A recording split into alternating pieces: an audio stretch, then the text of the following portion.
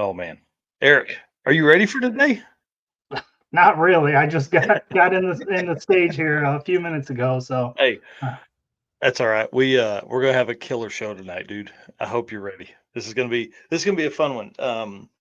Guys, welcome to episode 116 of the Drag Driver Pete Show presented by Summit Racing. Tonight is Media Mania. That's right. We're going to talk to media teams that cover drag and drive events, the good, the bad, tips and tricks, and what they wish people would understand about the media side of drag and drive. Mr. Eric White, will you hit that intro video? Let's do this thing, man. all right, let's do it.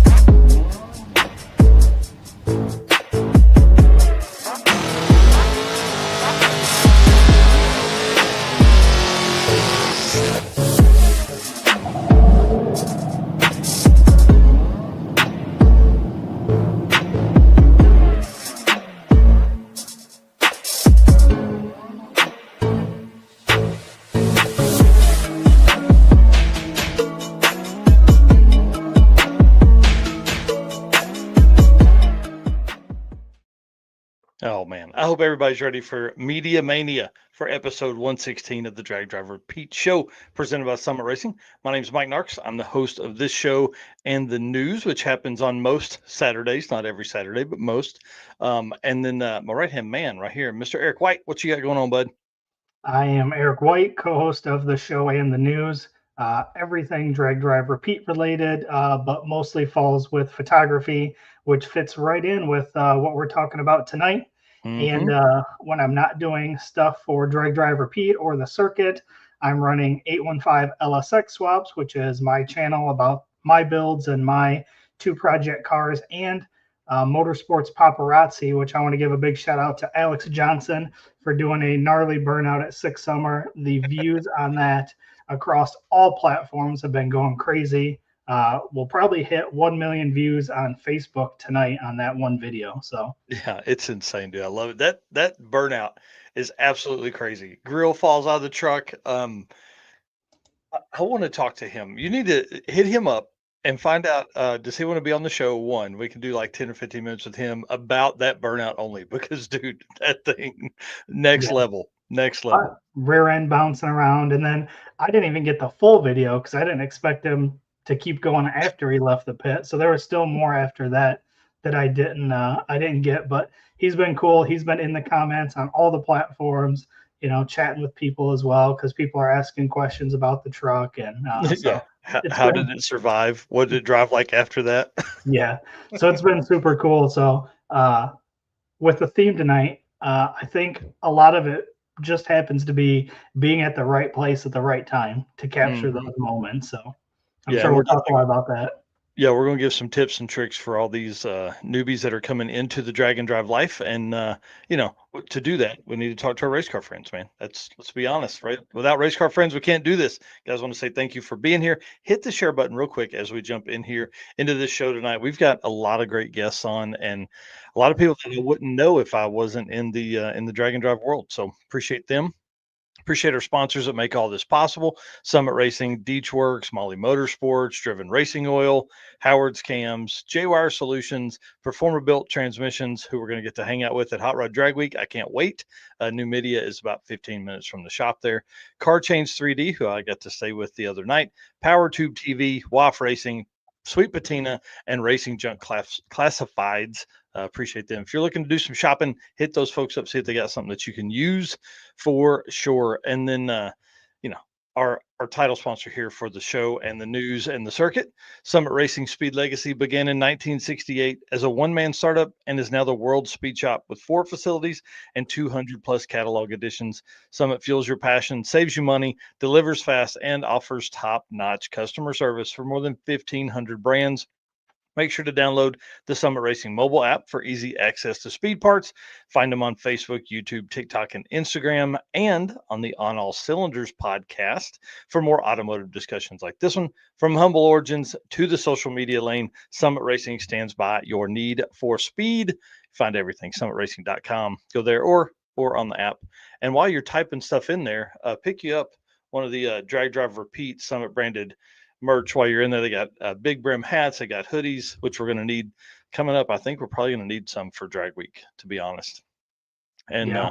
also shirts and stuff like that. They got more stuff in the works. I'm excited about all of that because they've had a crazy year with Drag Drive Repeat merch at events and stuff like that. It's been awesome. Yes, it has been. The hats have been a huge hit for sure. All right, well, let's talk about some Drag Drive Repeat updates. Why don't you tell us first about what you were doing right before the show? Yep. So was over at Ded's house. We got the 307 dropped into his 78 Nova. It is mated to the transmission. One motor mount bolt is in. The other one doesn't line up. So that's kind of where we're at. But at least it's sitting in there right now. I was able to head here and do the show and not worry about whether something was going to fall or anything. So we just got to figure out what we got to do to get that other hole lined up. But it is in and sitting in there and looks good. Nice. That's awesome, man. I can't wait. Your dad did a great job. That car went from inline six to a 307, right? 307. Yep. Yep. And then, but he took that motor home and painted it and put cool valve covers on it, intake on it, and all that kind of stuff. It looks amazing. So great Yep. job. And, And great then, job to you. yeah. And then shout out to Alex Rops as well. I haven't even opened the box here, but I do have a Terminator X now that is going to go on the 240 to replace the old HP tuners ECU in there. It's always done some weird thing where when you start it, it does this like rev up for a little longer than I feel like it should and a little higher than it should before it falls back down to idle. So one of those Yeah. things, was just talking about it in our group chat and he's like, hey, I got one of those and gave me a deal on it. So it showed up It's today awesome. and excited to get that on the car as well. So now both vehicles will be Terminator X powered. Dude, that's going to be great because that'll be one system to know. So any kind of tuning you can mess around with stuff, or if somebody's plugging in, it makes it easier for them too. Yep. So then probably end up hitting Corey at Car Chains and seeing what kind of stuff he can do because I don't think he's Yeah. got anything today for a 240. So we'll need a Ooh. place to mount the little 3.5-inch screen somewhere. Hmm. Yeah, that's perfect. And man, I can't wait till the video comes out of my visit with his shop, dude. So much cool stuff. So much I cool bet. stuff. I'm gonna edit that first thing in the morning. All right. Well, one other update here for me. The Gearheads Gearheads and Gasoline podcast dropped today or yesterday. Sorry. So if you haven't done it yet, go over there, hit them up. It's on YouTube right now for sure. And there's some clips coming out on Facebook from it. It's about an hour and a half. And I don't think they were ready for me, to be honest. Um, we don't talk about ourselves very much on here. So I had a little bit of stuff to tell, some history stuff, but then also like kind of where the drag and drive community is going that I feel like and all that kind of stuff. And why I feel it's unmatched in any of the other dragon or any of the other automotive communities that are out there. It's freaking awesome. Love you guys. So appreciate them letting me do that. We did record that back in April, I think. So it's a little outdated on a few of the events that are, what events are you going to next? So it's a little outdated there, obviously, because if we recorded in April, I've been to like 6 events since then. So, anyways, but I appreciate them doing that. Obviously, having me on the show is a big deal. Love the opportunity to be able to introduce Drag and Drive to other people, and they have such a wide range of folks that are there, that listen to their podcast. And then, won't you lead us into this because you did this, sir? Yeah, so one of my favorite stickers or artwork that I've done was the parking lot beers logo. So this was obviously based off of a specific type of beer, and instead of the old PBR, we've got the DDR. So Hmm. what we've decided to do is turn this into our next T-shirt and hoodie design. So it'll be here just in time for Hot Rod Drag Week. It was unanimously requested at Yeah. the circuit. So pre-orders start right now. So Mike just dropped the link in the chat, so you guys can head over there. We're going to run this pre-order until Thursday, August 7th, which is only a week. And Hmm. then that will make sure that we can get the shirts made and delivered before drag week. So that was the big deal. We're going to try to do like a quarterly t-shirt release. So obviously the one I've got on now is the race car friend shirt. So that was our last one. This is going to be our next one, and we're going to try Hmm. to continue to come up with different designs like this. And Yeah. Just wait till you guys see what we got planned for the winter one. yeah, yeah, It's going to be great. I'm yep. excited So about it too. I'm excited to get my hands on one of these because Yeah. this was one of probably the first stickers that I made that was outside of our logo Hmm. stuff. So this one was super cool, and I'm super excited to see it on a t-shirt. Yeah, this is going to be a really, really cool one. And so the deal that is going to be running between now and next Thursday, August 7th, is free shipping, which is like a $7 gift there, plus the favorite beer. So we have the favorite restaurant shirt. Now we have the favorite parking lot beers shirt. That will be a decal that goes along with that. That is what is on the back of the shirt there in a decal for your shop. And then the Race Car Friends decal that you can't buy anywhere. So it's going to be kind of this bundled package. And the plan is, again, just like Eric said, have it before drag week. The folks that order this that are going to drag week are going to get something special. I'm just telling you that when I see you at drag week in this shirt, I'm going to have something special for you. So for all those drag week visitors and any events that are anytime, I would say early September. If I'm going to see you around there, Martin, Michigan, shout out to you guys. We'll be at 131 the second weekend of September. So, anyways, this I'm pumped, dude. This is going to be a cool ass shirt. Yeah, I think it's going to be awesome. I love the way it looks sitting on the shirt, and the front's got the red logo. So that's going to go right along good. Red logo with the white sponsor logo. So I think it's all going to tie together very good. Yep. It's gonna be badass. All right, man. Let's do it. Let's talk about some driven racing oil event updates. All right. Driven racing oil is the performance engine oil that can do it all. GP1 is the ultimate oil for any race or performance application, whether you're launching hard at the drag strip and during the extreme heat of summer drag and drives, or pushing limits in top field drag boats and demo derbies. Winning racers choose GP1. Compatible with engines from classic hot rods to race machines, GP1's unique surface cling and Heising formulation ensures superior wear protection, particularly for flat tappet camshafts, while also solving issues like cylinder washout with methanol and ethanol fuels. It's crafted from the legendary Bradford, Pennsylvania base oil, then enhanced with state of the art additive packages. GP1 offers the best in protection and performance.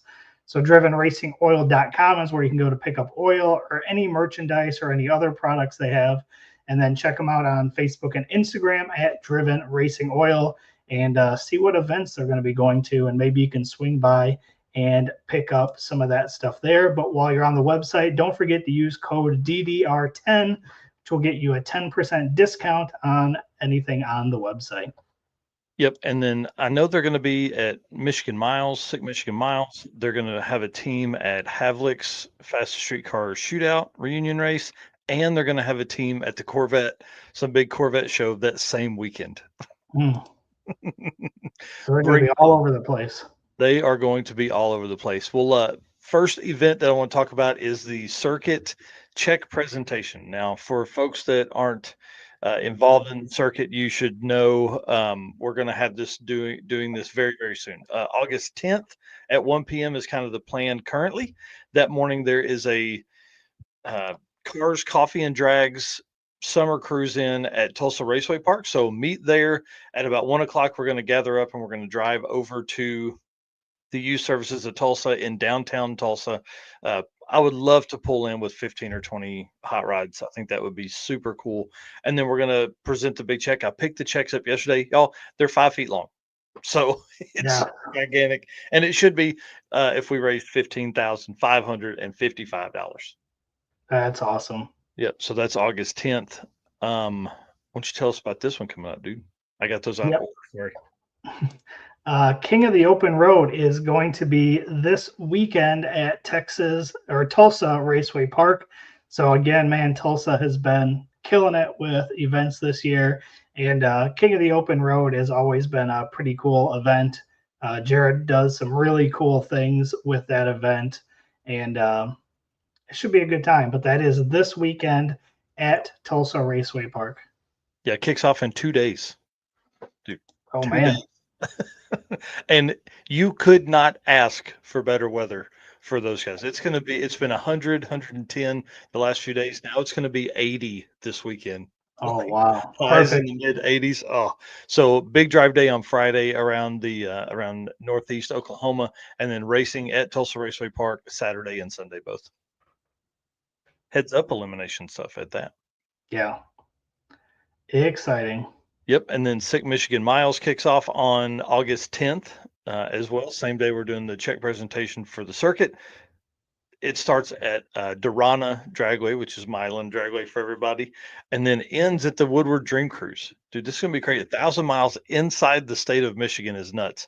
We're gonna talk about Ubley here in a minute, but I can't wait for that many cars to roll into Ubley and all, just see how great of a track that is. So we'll talk about Ubley here in a little bit. Yeah. And then the next event is the Havlic's Fastest Streetcar Shootout, which is the next event that I will be at coming up August 14th through 17th. So, man, that's only 2 weeks away. Dude, tell me about it. Tell me about it. So One this event we event, want to talk about real quick. Trevor Brandon talking about Miles of Mayhem was epic. Yes, it was. And I want to devote way more than time than we have tonight to Miles of Mayhem and the stories that came from that. So my plan is to talk about it on Saturday morning. yep. So Yeah. Havlic's Fastest Streetcar Shootout is at Cordova.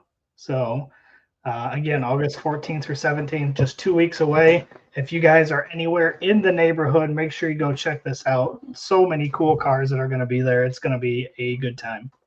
Yeah, it's going to be awesome. Awesome, awesome, awesome. The huge photo shoot they've got planned, the drone work that Dirty Panda is going to be doing it, dude, next level stuff. And it goes from a single day to 3 days, all that. And then that next weekend, the 21st through the 24th, there are three regional Dragon Drives going on. So you've got I-57 Dragon Drive, which is like in Illinois, kind of southern Illinois. You've got Mm-hmm. Dragway Rush, which is in Canada, kind of up by Detroit and all that kind of stuff. And then you've got Cruise and Lose, which is at I-29 or in Kearney, Nebraska. So huge weekend for that. It's going to be absolutely insane. Yeah, that's awesome. And then after that, the newest Dragon Drive is the Outlaw Armageddon No Prep has jumped on board and is putting Hmm. together a Dragon Drive as part of their event, which is going to be really cool to see because that's always been a cool event. And Hmm. it'll be interesting to see what they do. I see Felicia, it looks like, is being part of that. So it'll be cool to see kind of what they Yeah. come up with. Yeah, that's for sure. I'm interested to see how many people that brings over from regular heads up elimination stuff into Dragon Drive for 2026. Yeah, because we have a couple no prep Dragon Drives now, so it Hmm. just gives them a couple more options to get involved with Dragon Drive. Yeah. And there'll be a ton of people surrounding that event, like a lot of fans and a lot of racers that, have street cars at home that are like, oh man, I think I could do that. Mm-hmm. Sorry, I was So reading a note here from Clint Taylor. Man, thank you very much for saying that. I appreciate that. He said, thank you for the hard work this past week. Amazing job. Watching your live stream and announce was out of this world. Yeah. Man, the live stream was crap. Uh, so thanks for saying that. I don't know what happened to the box that I used the USB plug-in, but it made all of the grass look like water. So no. like, and what's crazy is it was perfect. And then I unplugged it to move it to a different port because we were moving some boxes around. And when I plugged it back in, it wouldn't do it. So I tried a ton of different new cables, new USB port, all that kind of stuff. It never worked. So, anyways, Thanks to Driven for their support with the brand here. We appreciate them doing all the stuff they do, and I can't wait to see them at Havlicks. Yep, that's going to be pretty cool, man. 2 weeks away too. Oh man, it's crazy. J-Wire Solutions, expert car and marine wiring solutions you can trust. J-Wire Solutions can wire and plumb your hot rod, your race car, your drag and drive car. Plus, they offer products to make your driving experience better, like the blinker module that is a must for all drag and drive cars. This module will allow your rear turn signals to continue to function while your foot's on the brake, just like your daily driver does. Universal kits do not do that. So you got to hit up J-Wire Solutions for that and tons of other products. Plus, I mean, dude, they can wire your car. Like, let's be honest. We've seen some of y'all's wiring, and we silently judge you for it. Let's talk about Heads Up Hustle real quick before we start bringing the media folks in. More racers than ever. It's freaking awesome. Um, Nearly 20 more racers on site for them, which is cool. I got to mark off a new track with Ubley Dragway, which kind of gave me like this Mocan Dragway feel. Lots of grass, which I thought was really cool. Kind of a small town feel track. You know, you're out in the country. It's closer to town than Mocan is for sure, but it just kind of gave me that feel like it's been there for a little while, and it has 1962, so 63 years it's been around, which is really cool, and owned by the same family for a very, very, very long time. So that was That's cool to be able awesome. to be there. Just wanted to say thank you so much to them for being such gracious hosts and working on the track so hard. Thank you to Mid Michigan Motorplex for being awesome again. Got to hang out with them last year. The live stream from there was better than the live stream from Ubley. I just couldn't get the stuff right. Tons of new people to drag and drive for Heads Up Hustle, which was really cool. And then the route stops I thought were really well thought out. So John Paul actually drove like 3 or 4 different roads to see which one was the best one for all the race cars. And what's funny is he was driving in like his daily driver, like whatever that is. I think it's a RAV4 or something like that. And so then when we're coming back, we're driving the same route for a lot of it in the truck with pulling the trailer. And he was like, "Man, this road kind of sucks. Next time I think I've got to drive it in my race car." I said, "Yes, Right. please, please do." And then Frosty Cone, historic downtown. Dude, there was this old guy pull down in a super, super clean 340 Barracuda, like white, well Pro Star drag star wheels on it. Sounded great, big block in it. I mean, dude, it was awesome. I say big block, it's 340 on the side of it. I don't know what motor was in it. But that was one of the coolest route stops we had. And then, of course, the racer party at Mountain Machine just blew it up. It was Chris Ritter, you're my hero for throwing a big party like that. They had a huge car show. So we've everybody struggled with rain this year. That's a promoter for a drag and drive event, it seems like. So on um, the morning from like 10 to 2, they had a huge car show, had airplanes, had all this stuff flying in. It was just really big deal. Said they had like 150 or 200 cars. Then the rain came, all of those folks left, and then all of us pulled in. So Nice. went from like, I mean, there were still like probably 20 show cars there. And then after that, it kind of turned into a cruising where people were coming in and out. As they would drive by, they'd see all the cars in the field and they would pull in and hang out for a little bit. It was really cool. That's awesome. Yep. We did just get our first parking lot beers order in. What? Already? Yep. That's so cool. Yep. Already. So That is so cool. Yeah, Aaron Robertson here saying Heads Up Hustle is a great event for sure. I huge fan of it, man. It was really neat. Jump Ball pours a ton of time and just effort and passion into that event. So let's run through the winners here. So if you want to alternate here real quick, Unlimited, big shout out to Jeff Kirchick, one of our favorite drag and drive families, man. I talked about him all weekend. They struggled with some fans, some cooling, ended up getting it fixed. Drove in. I thought he wasn't. He was ready to throw in the towel when I saw him Saturday night. So it was pretty awesome to see him pull back in on Sunday, and then you know go up there and he went against Warren Hurt, who has a 604 cubic inch twin turbo Chevelle. Bro, it don't get no bigger. I don't know if anybody's had a bigger motor than that with twin turbos on it. It was a nitrous car for a long time. We'll talk about him here in a minute, but went up. Warren spun trying to turn it way up. Jeff went down. A to B, and took home the win for the unlimited class. Pretty awesome. Yeah, that's super cool. Next class up, small tire, won by Jim Treadle. Second year as the quickest car. So is he going to get a bounty for 2026 on him? Yep, I have confirmed with John Paul that he will get a bounty for 2026. Ooh, you got a small tire, no prep. You better get out here. Yeah, I'm telling you, because it's going to be a good deal. And Jim's been fast. Sadly, Jim left the line and spun because there was transmission fluid under his tire. So some cleanup went on after that, but it ended up creating one of the greatest stories of Heads Up Hustle from that. So we'll talk about that in a minute. Small stick shift, Mr. Peter Sisler, Nightmare Garage taking home the win in stick shift, and we're going to talk about why he's important here momentarily. And then NA Big Block, the one and only Paul Castiglione. Yep. Yeah, love him. Paulie C, boy, he did burnouts all weekend. He said in a post this was his favorite drag and drive ever, and he's done 10 of them. Yeah, I saw some of the burnout videos. They were pretty awesome. Yep. In a small block winner, Luke Van Allen in the black fourth gen. Man, 4-inch exhaust runs all the way back through that car. I can't believe it. It's got to be so loud. Then we've got Daily Driver, which was Andrew Heastand. Oh yeah, the maroon Fairmont with the turbo small block Ford. One of the only turbo small block Fords to win stuff. Went out there and just destroyed the competition. It was freaking awesome. Hard tire, another Fairmont. This one a wagon. Mr. Jeff Martin won that class.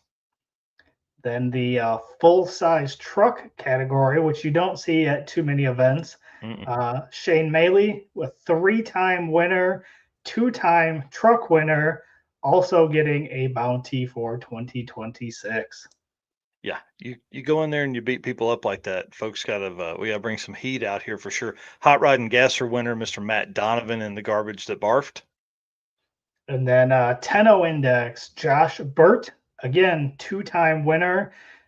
In the finals, ran a 10.094 versus DJ Matthews with a 10.274. Josh Burt also getting a bounty for 2026. Bounties for everybody. 1150 index, which I really like this class. I think this makes a lot of sense because if you don't have a roll bar, dude, this is where you're at. Kevin Ritter in the fifth gen Camaro with the Pro Charger on it beats Lachlan Kane in the G body that made all kinds of changes. We'll talk about him in just a minute as well. And then finally, the 13.0 Index, John Pranger, number one qualifier and winner. Number two was Sharon, what is that? Bogardus, number Mhm. two, and ran 13.0 something all weekend for both of those racers. It was crazy. It was crazy to see that going down because Sharon's a beast. She races 13.0 all the time. I don't know what classes John does, but I made a comment in the Back to the Streets post that he did it like it was his job. It was impressive, man. Changed two fuel pumps, on the last day to get in there. Literally pulls in from changing the fuel pump as we're calling 1150 to the lanes. So, he's the next class after that. So pretty wild. Yeah. All right, and then let's talk about some stories. So I've got some pictures put in there. If you want to flip through those, I'll run through these. So I talked about Nightmare Garage being an important story. So Peter Sisler up there, and they drove the car to the track from Wisconsin. Not a small trip. Stick shift car, T56 twin turbos. Car was built in 2 months. Basically, they crashed the first one. This one right in behind it. So kind of exciting. They pull in here. The car is working all weekend. It's very fast, and then drove the car from Wisconsin. Pull in Sunday morning. Get ready to. They're thrashing on this car to get the slave cylinder swapped out. Well, to do that, they had to pull the entire transmission.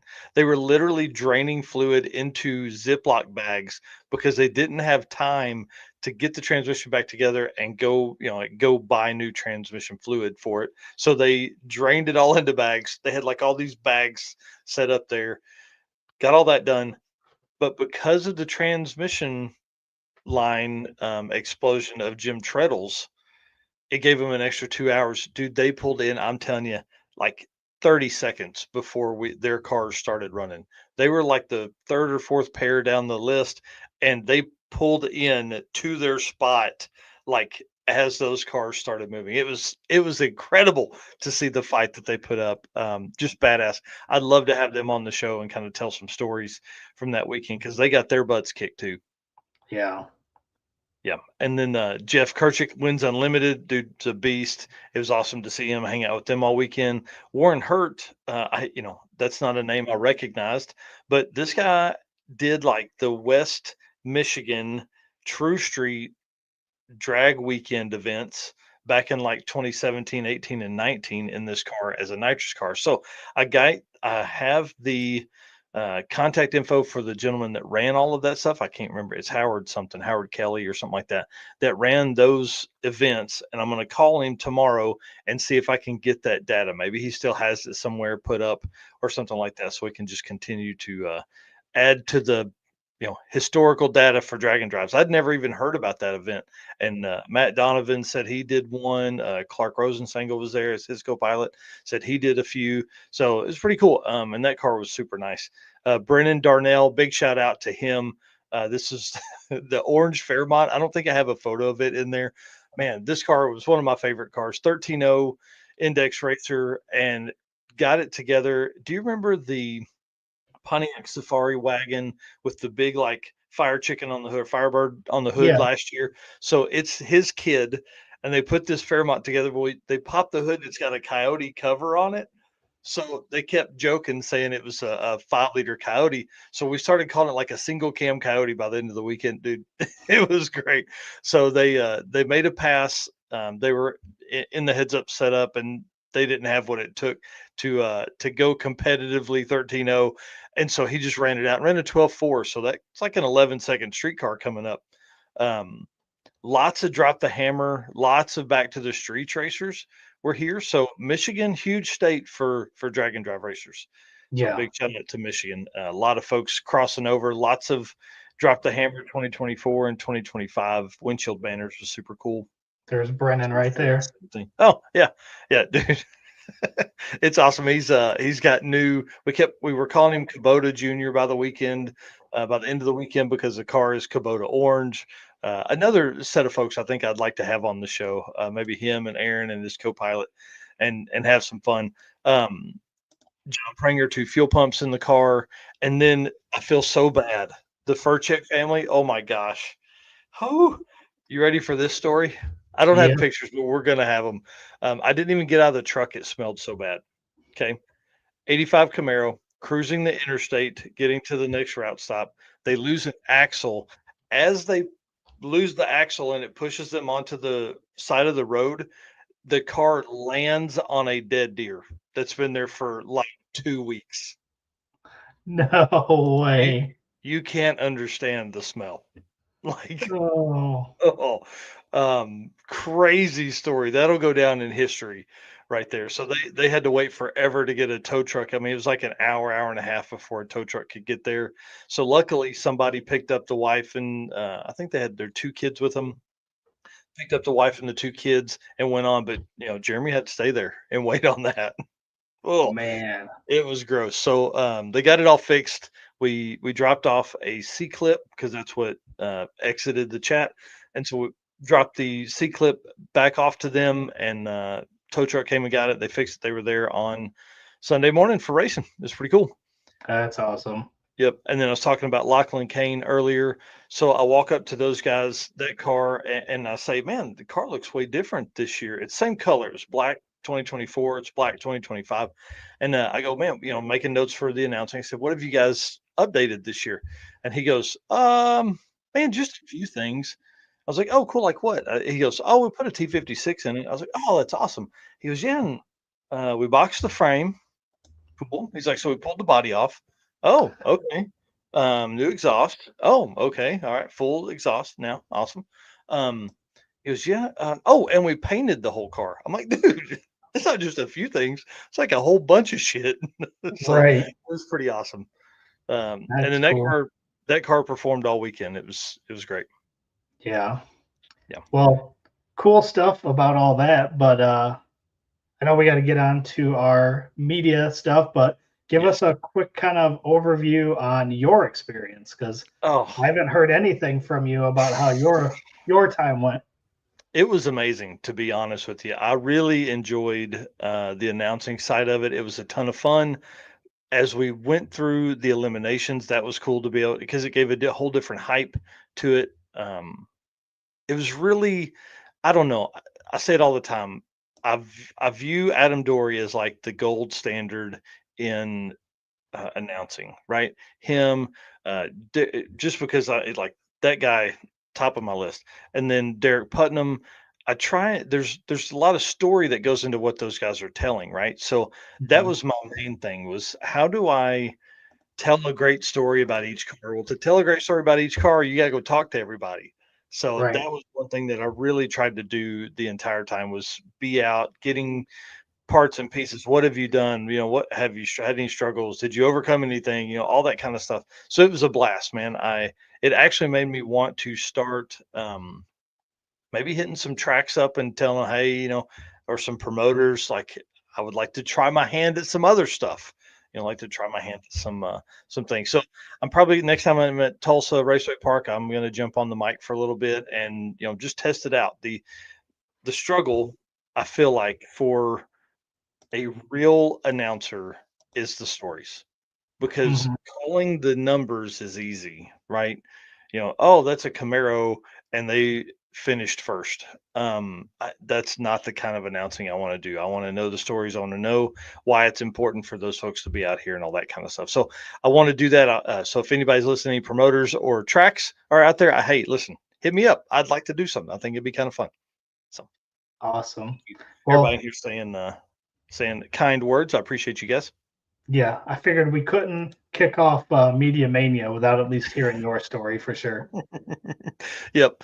Appreciate that for sure. It was humbling, man. It was really cool for, to do that and then have everybody be supportive of it. I know there were a few times I kind of was a dumbass and got dumbassed up there, but dude, after 3 days, man, I don't know how those guys do it all week. Yeah, that's cool. Yep. All right. Derek says Thank, sometimes thank the stories can be hard to relay, just interesting facts are good too. Yep, and that's kind of the goal. I wanted to be able to tell a little bit of everything and not just fill the time with, hey, they're doing a burnout, hey, they're do this. Because with the live stream on Sunday, I had one camera, and the spot I was standing, you couldn't see the track and the burnout box. So I kind of that gave me some time to really talk to people on the live stream, which made me tell more stories and stuff like that. So, anyways, appreciate you guys. Awesome. Yep. Well, let's do some Molly Motorsport stuff, man. Start All bringing right. the media folks in. Yeah, let's do it. Racers and high performance enthusiasts, are you ready to start your next engine build? If so, there is no better time than right now to go check out Molly Motorsport's all in one Power Pack piston kits. With over 1,200 applications, these kits come complete with pistons, rings, wrist pins, and the clips, all designed to work together. Molly Motorsports Power Pack piston kits take out all of the guesswork. You don't have to determine if a piston will need this ring to work with a certain cylinder size. Molly Motorsports did all that engineering so you can get to the part that matters, which is building a power plant that leads you to victory lane. Visit mollymotorsports.com for more details. And for our podcast listeners, Molly is spelled Mahle. Yes. Perfect. All right. So here's kind of the plan for folks that are just jumping in here listening. It's Media Mania tonight. So we're going to talk to, there are several media folks backstage right now. So what we're going to do during this segment of the show is bring them in individually, but keep adding, right? So we're going to add to this panel. Essentially, what we're wanting to do tonight is hear who they are, hear why they like Drag and Drive, hear why they keep coming back, and then some tips and tricks there in the end to talk about all of that stuff right here. So, welcome to Media Mania of Drag Drive Repeat, episode 116. First up, we're going to bring in Daniel Johansson. Is that how you say it? Yeah, Johansson? that's correct. Yeah. DJ Photo over there. And it's like 2 a.m. for him. So I want to say thank you for staying up Yeah, late to it's hang almost out 3 a.m. Right now. So Yep. So you have some pretty neat experience that some other folks don't have by actually hitting stuff overseas. You've done Street Week Sweden. You have like a whole different view on that. And then here you've been to Sick Week. Have you been to three Sick Weeks? yeah, I didn't go to the first one, but the rest of them I've been to, all of them. First Drag and Drive event I was at was actually Drag Week in 2019, I think. That's I've heard about it, read about it, saw about it a long time ago, and said that's a bucket list thing. And then Stefan Gustafsson, that is a good friend of mine, he shipped his car over. I didn't go the first year they were over, but I followed him the next year after, and since then I've been coming coming with him. that's So awesome. that, Well, that's that's my drag and drive experience so far. right, a lot of it, a lot Oh of yeah, it there. So tell us company name, and then we'll get on to some other folks and where they can I find actually don't have a company. This is you. Oh, just me, private person, doing what I love. Um, Spending money on a hobby, pretty much. So yeah. yeah, That's awesome. But they can find you on DJ Photo on yeah, Facebook, right? Yep. oh, yeah. Perfect. I And put then, most of my pictures up there. yep, It's not just car related stuff and drag and drive related stuff. It's whatever I like shooting. So at that moment, right that's now it's a lot of car cruisings going on around Sweden. So on Saturday I will be all day. I will be in the city, taking pictures of old cars running up and down the main street. that's Sweet. awesome. All right. Well, let's get our next guest up here, Mr. Jesse Fox, 3G Video. Hold on just a second, buddy. There we go. This is Thanks. going to be a shuffle as we go through here tonight, like making sure I got all the right layouts put together. Dude, tell us who you are, what you got going on, man, because you're in a cool spot. Yeah, so my name is Jesse Fox. I'm with 3G Video, YouTube channel, photography business, and such. I travel along and do a lot of drag and drive events throughout the years. Try to do as many as I possibly can. I'm actually on the road in between a couple of those events right now. Just left Miles of Mayhem up in Canada, up in Alberta, Canada, and I'm on my way to Tulsa to start King of the Open Road on Friday. So yeah, we're out here doing the thing, enjoying the life, living on the road. That's a Yeah, you're, drive right there. dude. Yeah, a little bit. Yeah, yeah, definitely telling you the your life on the road is kind of cool, and I can't wait to talk about that a little bit because you're probably the most mobile guy that we have in this mix. I mean, this is my home, so it works out pretty good, right? You told me you don't like for me to say that you live in your car. I do about 8 months a year, eight, nine Yeah, months. So yeah. it's Home whatever. on the road, I think is Yeah, there we go. what we'll say. Yeah, yeah. Benny the Volvo is man. I've spent a little bit of time in there, but not enough. I'll tell you that much. Well, it's an experience, I'll tell you that. Yeah, especially now with the V8. All right, Oh yeah. let's bring in Mr. Chris Story next because one of my favorite folks, one of my favorite stories of all photographers and all that kind of fun stuff, dude. People won't remember this because they're new around here, but you and I have had this conversation for a long time. Been a minute. Yeah, you're one of the first guests on the Narcoleptic Customs podcast talking about, if you guys don't know it, Chris quit his job way back then to do Race Week, and then it spiraled from there. Man, you had a great time and just kept doing it, and now look at you. Retired. I'm just kidding. He actually went on Mega Week and raced instead of Yeah, took photos. it was really. I mean, that is the ultimate goal, isn't it?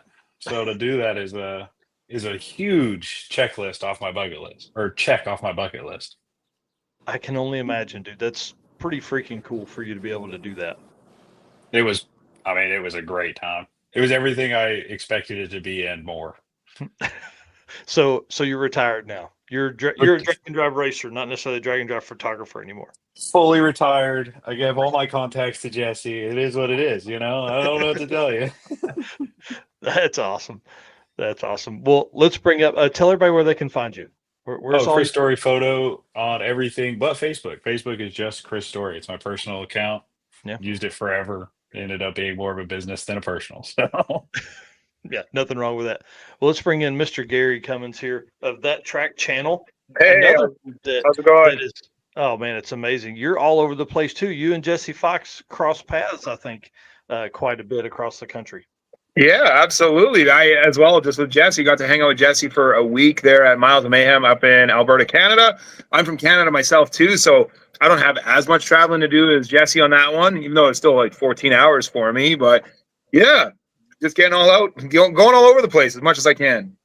Right. And then everybody, I mean, they probably already know who you are. That Track Channel is a big deal. If you guys don't know, in the YouTube and Facebook world, Gary is one of the hardest working dudes out there and is at a lot of big, like big heads up elimination style races. Yeah, definitely do a lot of heads up elimination. I try to cover as much as I can. I just anything with 4 tires and an engine, just gets me excited. So whether it's pro mod racing, heads up elimination, drag and drive, whatever it is, I'm usually down to cover it. Heck, I was at a demolition derby the other week. That's awesome. Wow. All right. Well, cool. Well, guys, That Track Channel on everything that he just listed there. Find it everywhere. Yep. Next up, I want to bring on this young man that I feel like I don't even want to talk good about him I want to talk good while he's backstage because I don't want to embarrass him. This young man has been a hard working young man the entire time we've known him. The circuit, the streetcar shootout stuff. When we first met him, he was young, like 12 or 13 years old, out there just running around, getting photos. And every year, I feel like he hasn't just progressed; he's gotten way better each time. It's not just like this 25 or 30%; it's like 200 or 300% better each year. And one of the only folks that we sponsor, outside of like we typically try and get sponsors, but we actually sponsor Mr. Johnny Allen here with Johnny Allen Media. Love you, dude. It's so cool that you're on here tonight, and I appreciate it. Thank you. Yeah. How's it going? Well, man, it's great. Tell everybody where they can find you, what you and kind of like how long you've been shooting. You can just find me Johnny Allen on Facebook, Johnny Allen Media on everything else. I think 3 pushing maybe 4 years for shooting now, at least drag racing. That's awesome. That's awesome. Well, we appreciate you coming on tonight. It's going to be a good one because we're going to have a lot of folks that like have some serious experience, and then you've probably been shooting as long as some of the folks that are on here, so it's going to be great. Up next, Mr. Tim Gorley, my road dude for Drag Week. Are you ready for this, buddy? Dude, that is photo bucket list checked off right there. I am stoked for it. Yeah, it's going to be awesome. It's going to be awesome. So, same question to you, man. Who are you, and where can people find you? Go Fast Photography. You can find me on Facebook as Go Fast Photography. On Instagram, I'm Go Fast Photos.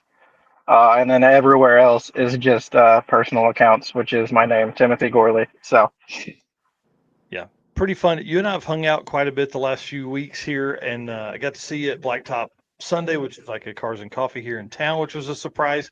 And that's kind of, yeah, dude, you're all over the place. oh yeah, anything that's got wheels and a motor, I'll take pictures of it. Drag, drift, car shows, pretty much anything. Nice. All right. Up next is Mr. Chris Legg of Hard Target. And as we bring him on, I just want to, James, I've got your on deck. Whenever you want to, just give me a thumbs up. So we'll bring Chris in, then you. All right, Mr. Chris Legg, Hard Target Images, the official photographer of Heads Up Hustle, and one of the hardest working dudes out there as well. Can't put it all on me. Well, no, your wife's pretty awesome. Your wife's pretty awesome. She probably took as many or more. Well, she probably took more photos than you did. Let's be honest.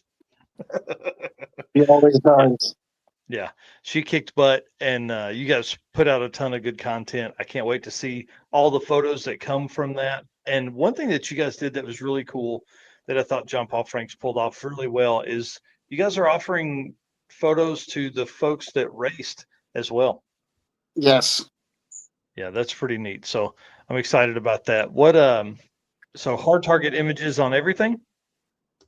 Yep. Facebook, Instagram. Facebook, Instagram. That's all we have. Yep. And then of course the website, I'm sure. Nope, don't have one. No, well, there you go. Hey, so if you want to buy some photos, hit him up on Facebook. You'll be able to see him there.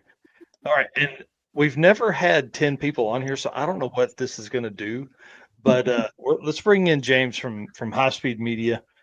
The oh nope, he said he's frozen it.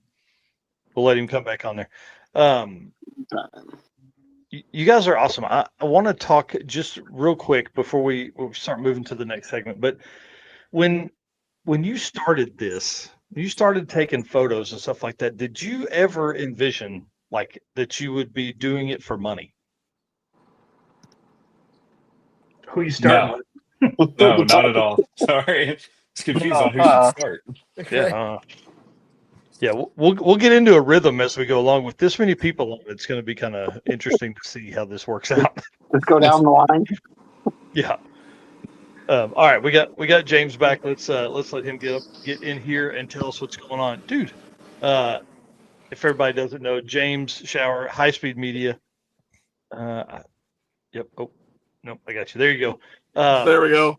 the official social media of Rocky Mountain Race Week. Yep, love it, man. It's been awesome being a big part of that event and just hanging out with everybody and creating content. So, yeah, we absolutely love being able to be behind them and partnering with them on that stuff. Well, and one thing, there was a really cool day. Who's your guy that works with you? Elias. Elias, yes. He was standing there talking, and you guys, I mean, I was eavesdropping, of course, and you were talking about how many posts you had made that day. And it was like 14 or 15 posts that you guys had made that day. High Speed Media, man. That's what we're about, is, getting out fast, creating it fast, and getting out for everybody to enjoy online. So it was crazy. I loved it, dude. It was awesome to see the amount of work, and I can't wait till we can talk a little bit about how y'all did that. Like that's a hard work list there to just have everybody stay on point.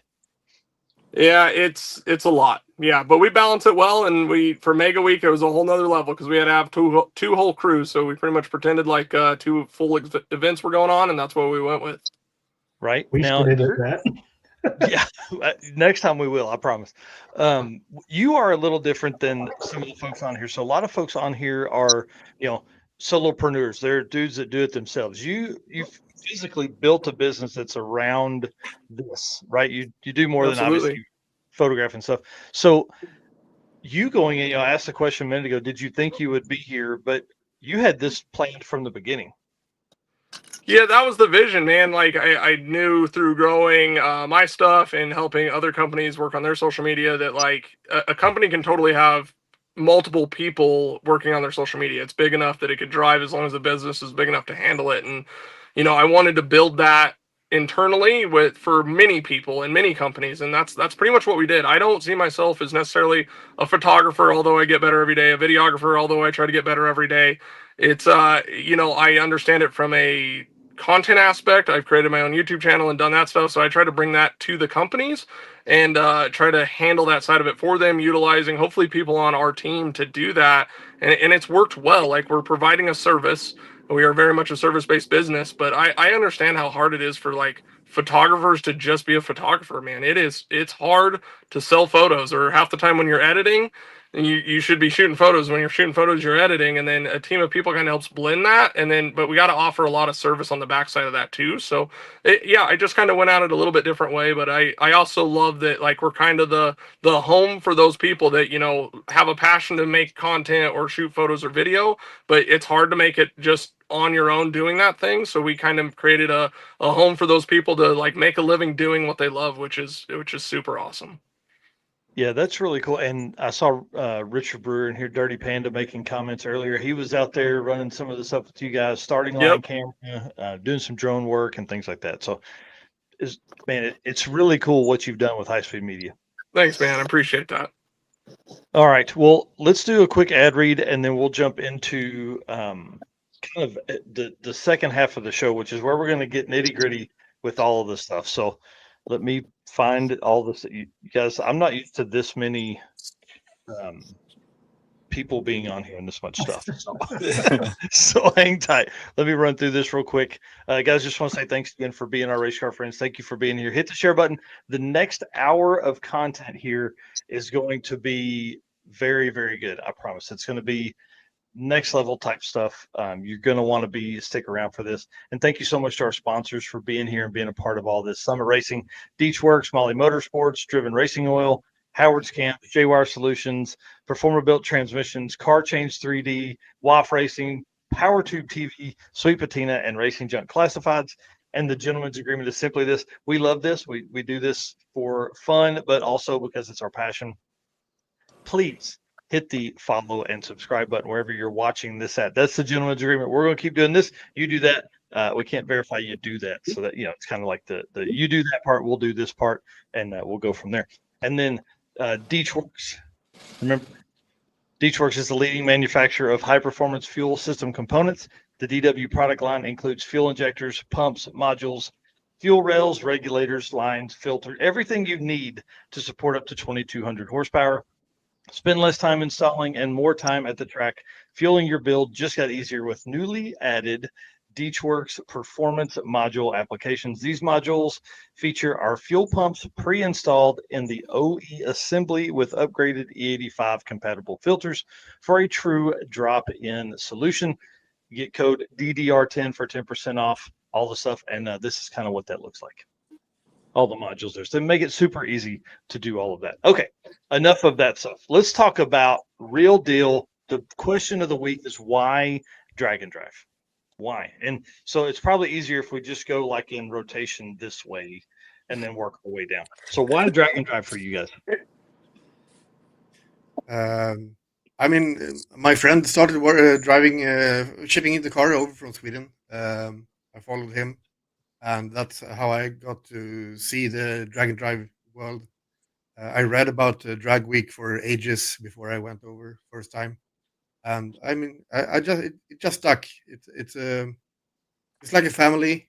All the different types of cars, the struggle everyone has. I mean, no day is the same. So I mean, that's why I love it.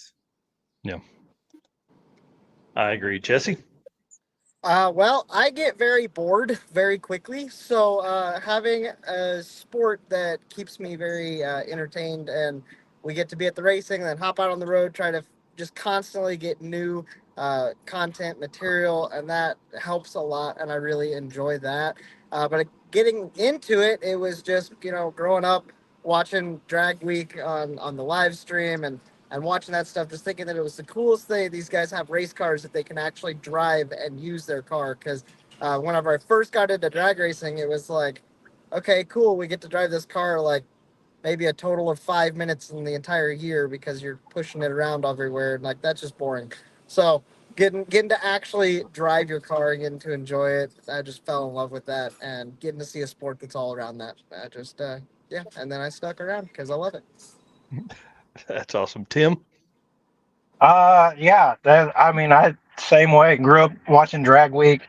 Thought that was the coolest thing ever. Those guys, pushing these cars to the absolute limits and then driving them down the street.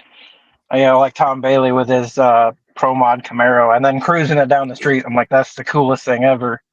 But really, like the racing is cool, but the family aspect of it, like these people that I've met through Drag and Drive have now became friends, and they're more like family now. And that's the big part for me for Drag and Drive.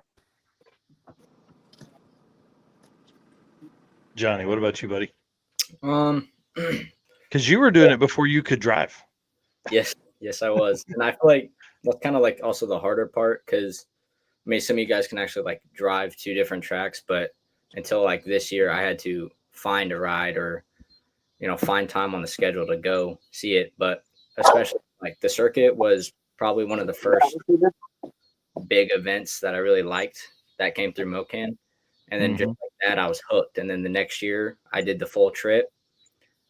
Community.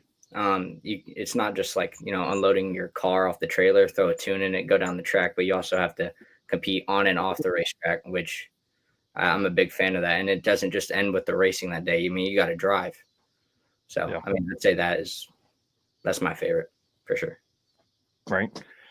Gary? Well, some of you guys may or may not know this, but my channel is only a few years old. So 3 years ago, a bunch of the local homies were going to Miles of Mayhem for the first time. I didn't even know what a drag and drive was. And they were like, oh, you should come with us and come film it. And like, my channel was just starting. So I went, so shout out to like some of my local homies, Sean Jones, James, Dick, people like that, that were going to Miles of Mayhem that convinced me to come. And I went and I was like, this is literally absolute mayhem. These guys are nuts. Like watching people like just break stuff on the side of the road and changing stuff, but then like all the camaraderie that came with it and like this big whole family movement that came with it of like racers helping racers. And like, man, I watched some really, really cool stuff. I watched a battle the first time I ever went to Miles of Mayhem where number 1 and number 2 were battling it out. And number 2 had broke, but number 1 had offered parts from his car to fix number 2's car because they wanted to race and like have a nice clean finish. They didn't want to win by default. And I was like, man, I've never seen anything like this ever anywhere. So I just kind of got hooked on like the whole community behind drag and drive, if that makes sense. Mm-hmm. Yeah, I agree completely. And I think that's one of the biggest reasons I like it is because that dude that is in first place is willing to give that part from his car so that guy in second place can go out and make his best pass that he can. Yeah. Shout out to Lane Olenberg. That's who it was. Yeah. Chris? Oh, what got me into it was definitely watching like the 1320 coverage. Like was in high school when I caught wind of it, and just, man, the race week coverage, the drag week coverage, I was like, this is the coolest way you can drag race a car, I think. Mm-hmm. And then, what kept me there or kept me in the drag and drive scene for so long was the that very first race week, man. Like everybody, like I tried to keep the whole like I quit my job to be here thing very low key, and somehow imagine that word spread like wildfire, and now I have hundreds of basically new family, and that's really what kept me on the drag and drive part. Just the people, the extended family. Chris, what about you, Chris Legg? We did our first one in 2021 Outride Drag Week. We only went from Martin to the first stop, and basically, like everybody's saying, everybody is together. They're the camaraderie, and we enjoy it a lot more than just going to a one-day race. So that's what's got us into it. Plus, I like street cars. My younger days, we did a lot of cruising and street racing, so yeah, I like cars that are able to do a little more than just go down the track. Right. Get out and about and enjoy them. Yep. All right, James?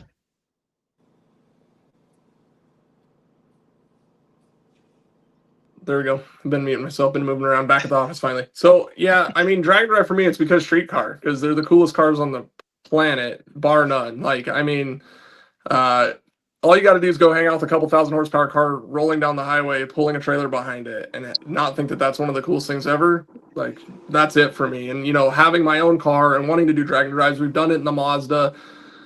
Just going out, you got Doug Klein, Joe Barry, these people that, Larry Larson, that like early on in race week history, you'd go out and like see these cars and be around them and watch them make a pass. Then you try to tell people and explain to them, like, that car drives down the road, and they're like, what? Like, that's not street legal. And you're like, well, they drove it more this weekend than you did, type of a thing, right? And that's just one of the coolest things. And knowing how hard these guys work or how much effort, like, go build a 2,000 horsepower car that can live 7 days on one of these deals. And it's, you got to know what you're doing, or you got to have, you got to be dumb enough to work on that thing the whole week to just beat your to push through. So, that's it for me, man. And then just wanting to do it myself.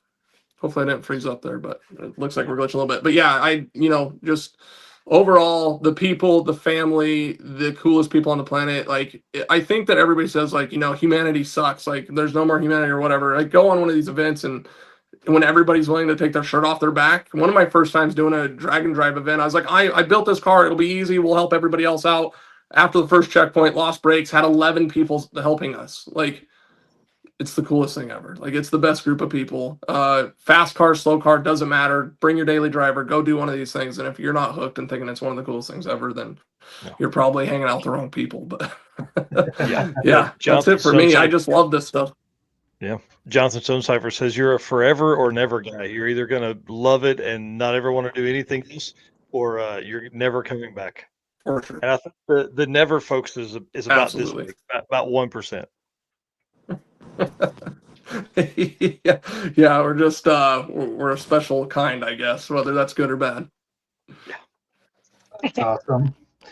All right, next question here. It's kind of a two-parter. How long have you been doing media, and what was your first event to either film or photograph? We'll start back there with Daniel again. I've probably lived with the camera in my hands since I was a child. So, I mean, I've always taken pictures, good or bad. But ever since Canon came out with their first digital DSLR camera, I've been hooked on that. I mean, I think that was maybe 20 years ago or something like that. Wow. And me and a couple of friends started a media agency selling pictures to the medias here in Sweden and all around the world. So I've done the money part of it, not directly car related, but everything else, everything else you can think of. So I mean, we stopped that for a while, or a couple of years ago, because I mean the media business here in Sweden on this side is not as nice as I would like it to be, and it's a very pressured business, I would say. So we don't have it like you have. What was your first automotive event that you photographed? One of the first ones I did was actually they built a new drag racing track here in Sweden like 10 years ago or something like that, and I had friends running there, and I mean, we have two real tracks. All other tracks are old airfields. So we have two purpose-built drag racing arenas, and this was the newest one. So I got a media pass there, and I kept doing that for a couple of years. And I mean, everything from I mean Top Fuel and down, they ran over there. So that's cool. That was cool. Jesse? And I've been doing a lot of street race photography also. So. Oh, cool. Yeah, you got some photos Stockholm Open coming up, right? Yeah. Mm. It will be soon. Can't tell you when and where. But yeah. Yeah, that comes out afterwards. Oh yeah. But those who have followed it, they know when and where anyway. Awesome. All right, Jesse. Can you guys hear me? Because I can't hear very well. I was gonna say you got something jacked up with your mic. Yeah, sounds like you're an alien. I can't hear you. You may jump out and come back in. Bye, Jesse. See you later, nerd. Oh, that's what you get for taking a photo of me eating. Well, see, there you go. I think he was. I think he got a phone call because it went black for a second. That's usually the phone call. Hey man, I'm watching you on TV. What? Don't call me, Johnny. Fill us in, buddy.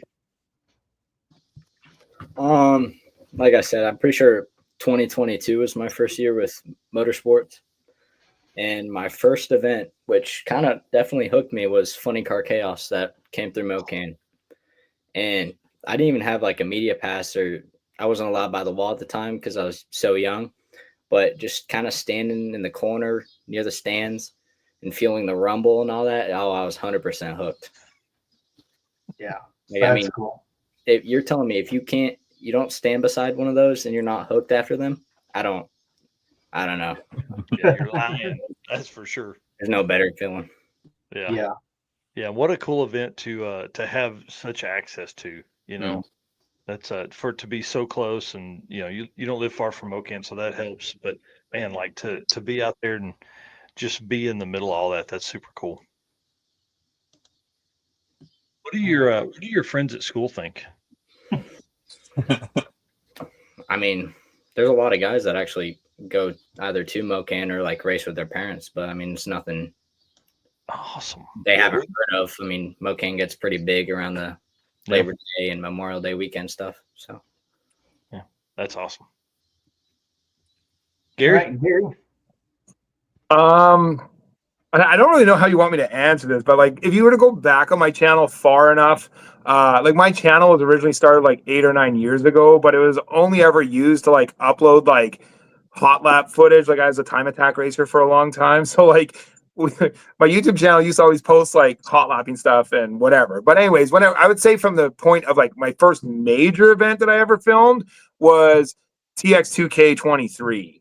So I remember I had submitted for a media pass because I'd like always been infatuated with like TX2K, just watching it from like 1320 and stuff back in the days, and like always wanting to go to TX2K. Like that was like the big highlight for me to go to. And when I submitted a media pass, I had like, I don't know, like 1,000 subscribers or something like that.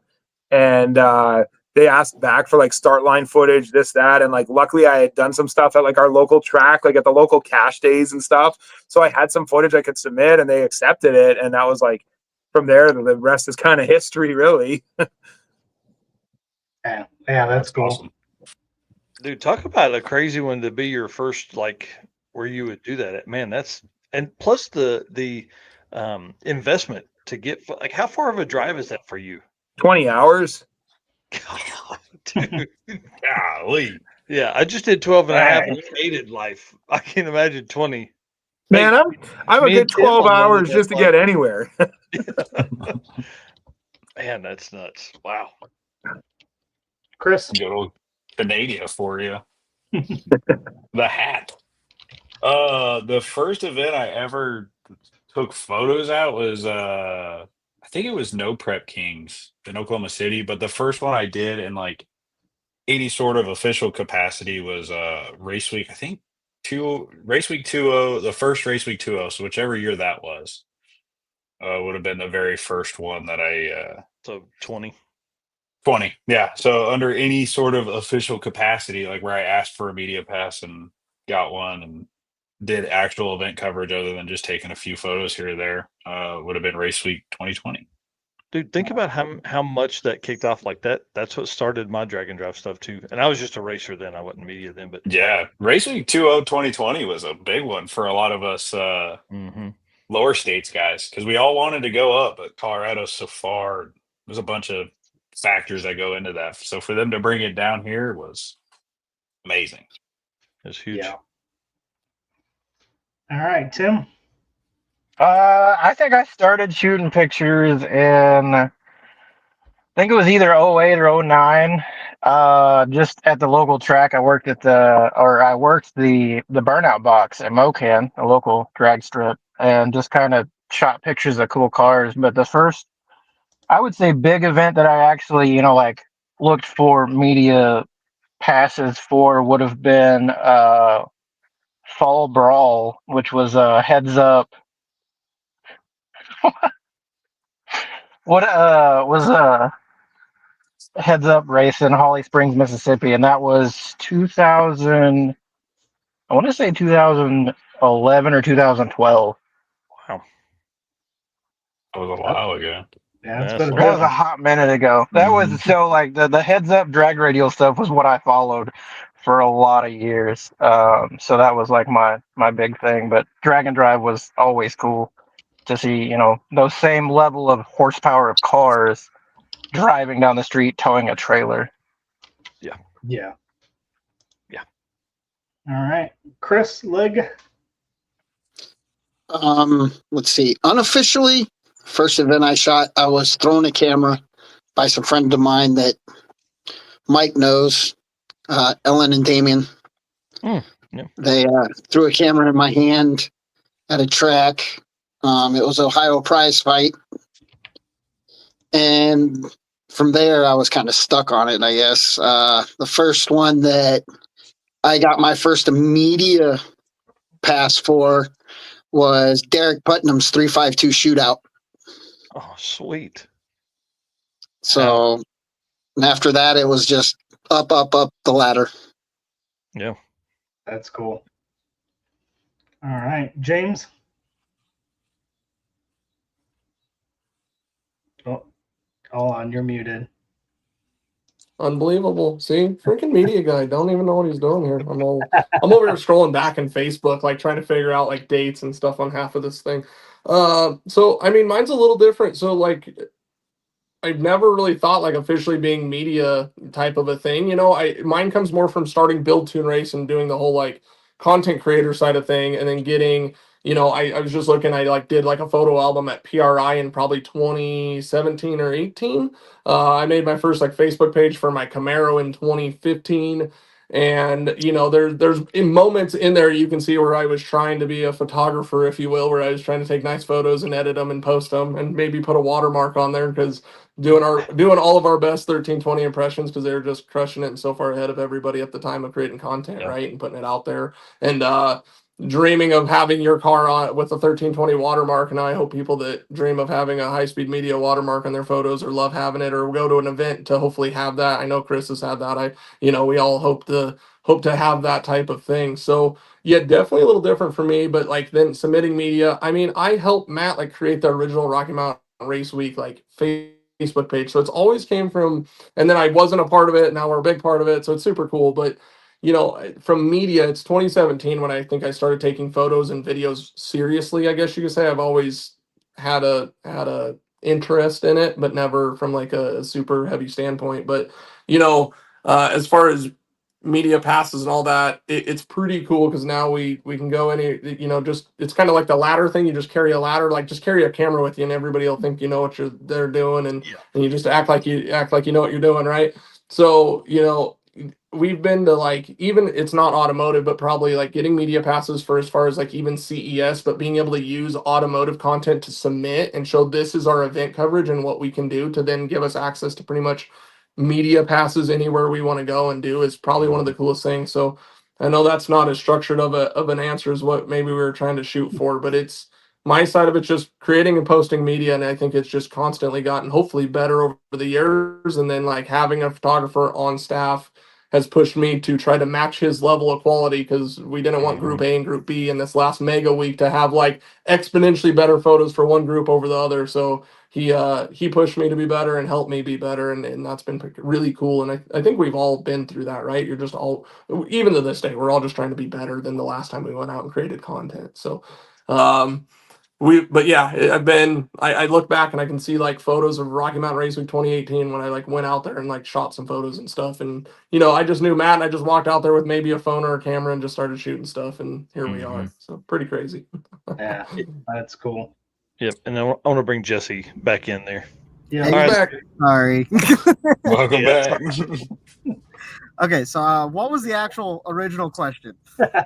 How long have you been doing media, and what was your first event to either film or photograph?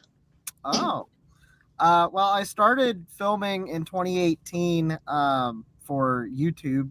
I guess my first event was 2019 Power Tour. If you go way back, yeah, and then did 21 Power Tour, and that was, I wasn't doing, I was just filming video, and then started taking some photos at Power Tour in 21, just for fun. Just started taking some. I had been on a trip and with my parents earlier and that year, and realized that I really liked taking photos. And then for the next, or I went to Drag Week in 21 as my first media pass that I ever got. I just kind of walked up to the booth thing, or I talked to one of the photographers that I met at Power Tour. Walked up to him and started talking to him, and he's like, "Yeah, just go over there and see if you can get one." And I went over there, and they gave me a media pass for Drag Week. That's And awesome. then I just started taking photos. I didn't actually start selling photos as like a business until 22 at Drag Week. So I went that whole next year just going to events, filming, and just kind of learning the trade a little bit, getting a little bit better. And I mean, I don't know that I had necessarily made it. I don't know that I don't know that I have made it at all by any means, but it's you're always trying to get better, and I really enjoyed getting to start there and then figuring out the means that you can actually make a little bit to hopefully pay for the trips and be able to go out and do what we love. Yeah, absolutely.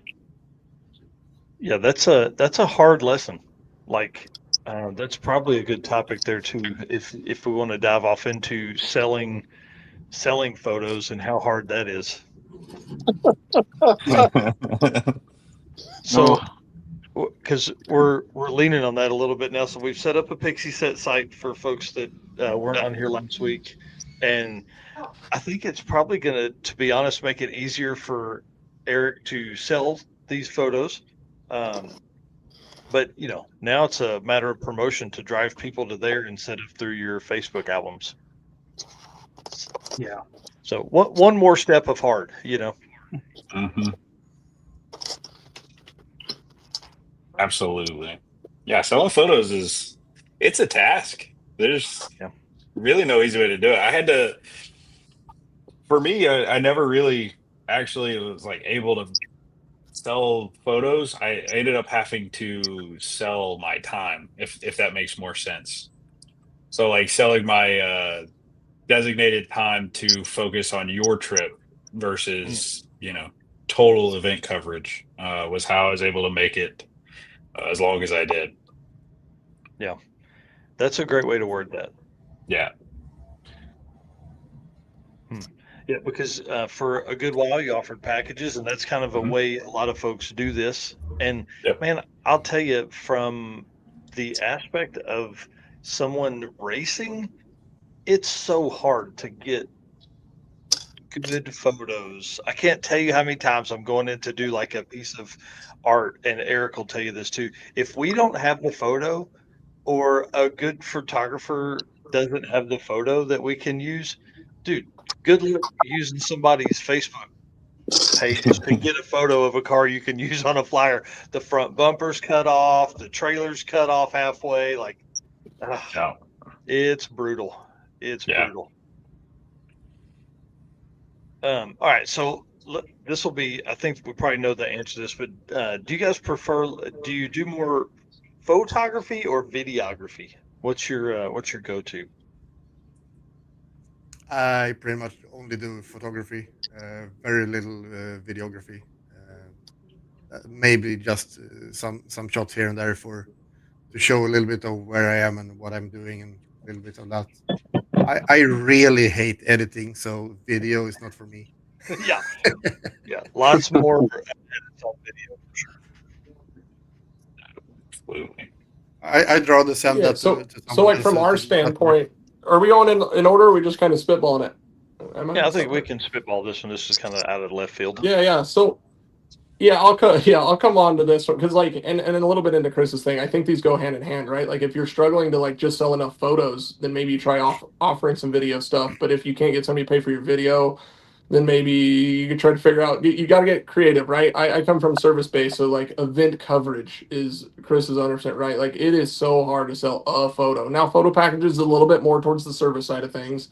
And then if you can get somebody with a good budget and you are their person for the week, that might be the best. But you're needle in a haystack to find somebody with enough budget to cover that or the whole event for you. So I think that's where how much are you doing it for the love of it and how much are you trying to make a living doing it, and then you got to get real creative on on the other side, unless you're the upper tier 001% of photographers that can charge a crazy amount of money for either being on site for a day or for unedited photo. You know, for our business, we go out and shoot stuff and we batch content to then utilize it on social media. And clients may want that, right? You just give them a bunch of raw content at the end of that. Maybe they use it, maybe they won't use it. It's hard to say. So that's like, I think, a big battle that from a media guy standpoint, trying to make it, and from a how do you make it? How do you as a media person make it for a living? And if you're trying to create a certain, you know, threshold of income every month, it's hard off of that. And it just is like I think everybody on this thing can agree with that. Like it's hard. So you gotta can it be a great side hustle until you become that upper tier or till you chase it? Can you simplify life enough? I mean, Jesse's got a great, like his work life balance. He gets to do what he loves every day. He gets to, you know, run around and film, and he does his thing, but he's also figured out a balance in life and what he's doing there, but he's hustling, man. You know what I mean? So like, it's not for everybody, but if you love it, you'll find a way through it either way, or there'll be a balance. Can I do enough of that every day to be happy? But also maybe provide or work for somebody that allows me enough income consistently? Can I utilize my skills to pay my bills, but then also love that I have a camera in my hand every day or maybe every other day, type of a thing. So, that's great. Yeah, James is absolutely correct on that. It is very difficult. There has to be some sort of balance, and it is just kind of like, I mean, if you love it enough, you can make it work, like Jesse's doing right now, like I did for many years. But man, it is so dang hard to make a living out of it. And James is right again. Like you either have to be that guy that could charge a premium, or you have to be creative in a way to offer your services, whatever, however you see fit. But yeah, it's a task to do it for a living, to say the least. Right. I think Gary has a pretty good grasp on this, or at least is working in some different directions, which I like. So, Gary, do you want to tap in here? Okay, so the initial question was, do you do more photography or videography? So I'm video, as you guys probably know. I find as the channel is growing, so I came from a sales background. I was actually like an independent car dealer for about a decade before I picked up a camera. So, and I've been in car sales since I was 18. I'm 41 now, so I'm an old dude. But for me, I find like, obviously, like if you're trying to be out there surviving off of YouTube ad revenue, it's impossible. Like, and I don't know if I would say be one of the bigger view channels out here, but I can just tell you from my own experience, it's impossible. Like it really is. It's so hard to try to survive off of YouTube ad revenue. So for me, I've really branched off into a lot of just straight up asking for assistance or help, you know, like, hey, we're headed to this event. You know, like we'd love to do some logo placement on our videos. We're going to be doing daily event coverage. You know, hopefully we'll get, you know, XYZ views on our videos for the day, and try to get a bunch of companies on board. So we've had some great success with that. Thank you, obviously, to you guys. You guys have helped us out before too. So we're really appreciative of that. And then the other side of it too, where I'm kind of gearing up a lot with more, and I'm sure Jesse probably saw a lot of this too, was merch.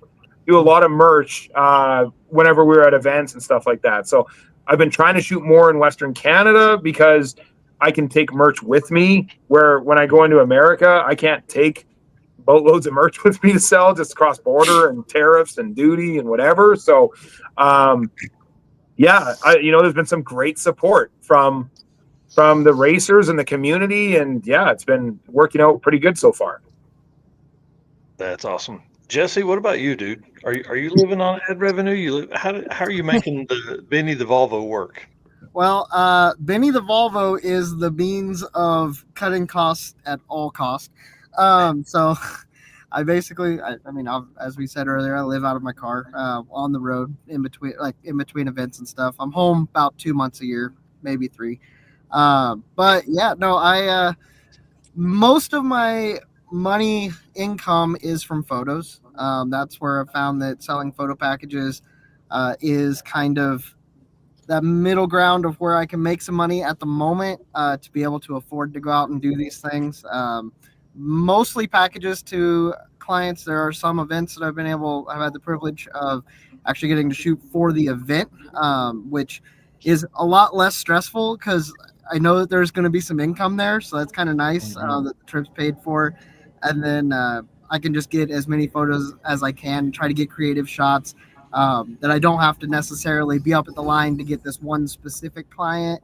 I can go and get like really cool different shots from different angles and stuff that I might miss a couple passes and try to do that. So that's fun, obviously. But then, getting to do all of it is always fun. And then the video side, that's actually the goal. Like I want to get to a point like where Gary is, that he's getting a lot of views and getting there. I want to build that to be something that we can have a little more income from that side and maybe do a little bit less on the photos, but still doing photos in the videos and being able to show what it's like to be a photographer. I don't know what that looks like necessarily as we're going forward, but it's definitely very hard whenever you're out covering an event. It's like, okay, do I need to film a video of this pass or do I need to get photos? And normally my answer is I need to get both because I need to have the picture of the fast car for a thumbnail or for something like that, but I also need it to be in the video. So I'm sitting there with a camera in one hand and another one in the other, like trying to film in. Yeah, it becomes kind of a mess, but it's fun. I wouldn't give this up for anything. I love what I do. Lord's really blessed me to be in this place, to be able to do this. And yeah, it's been a riot. Yeah. You're one of the hardest working dudes I know.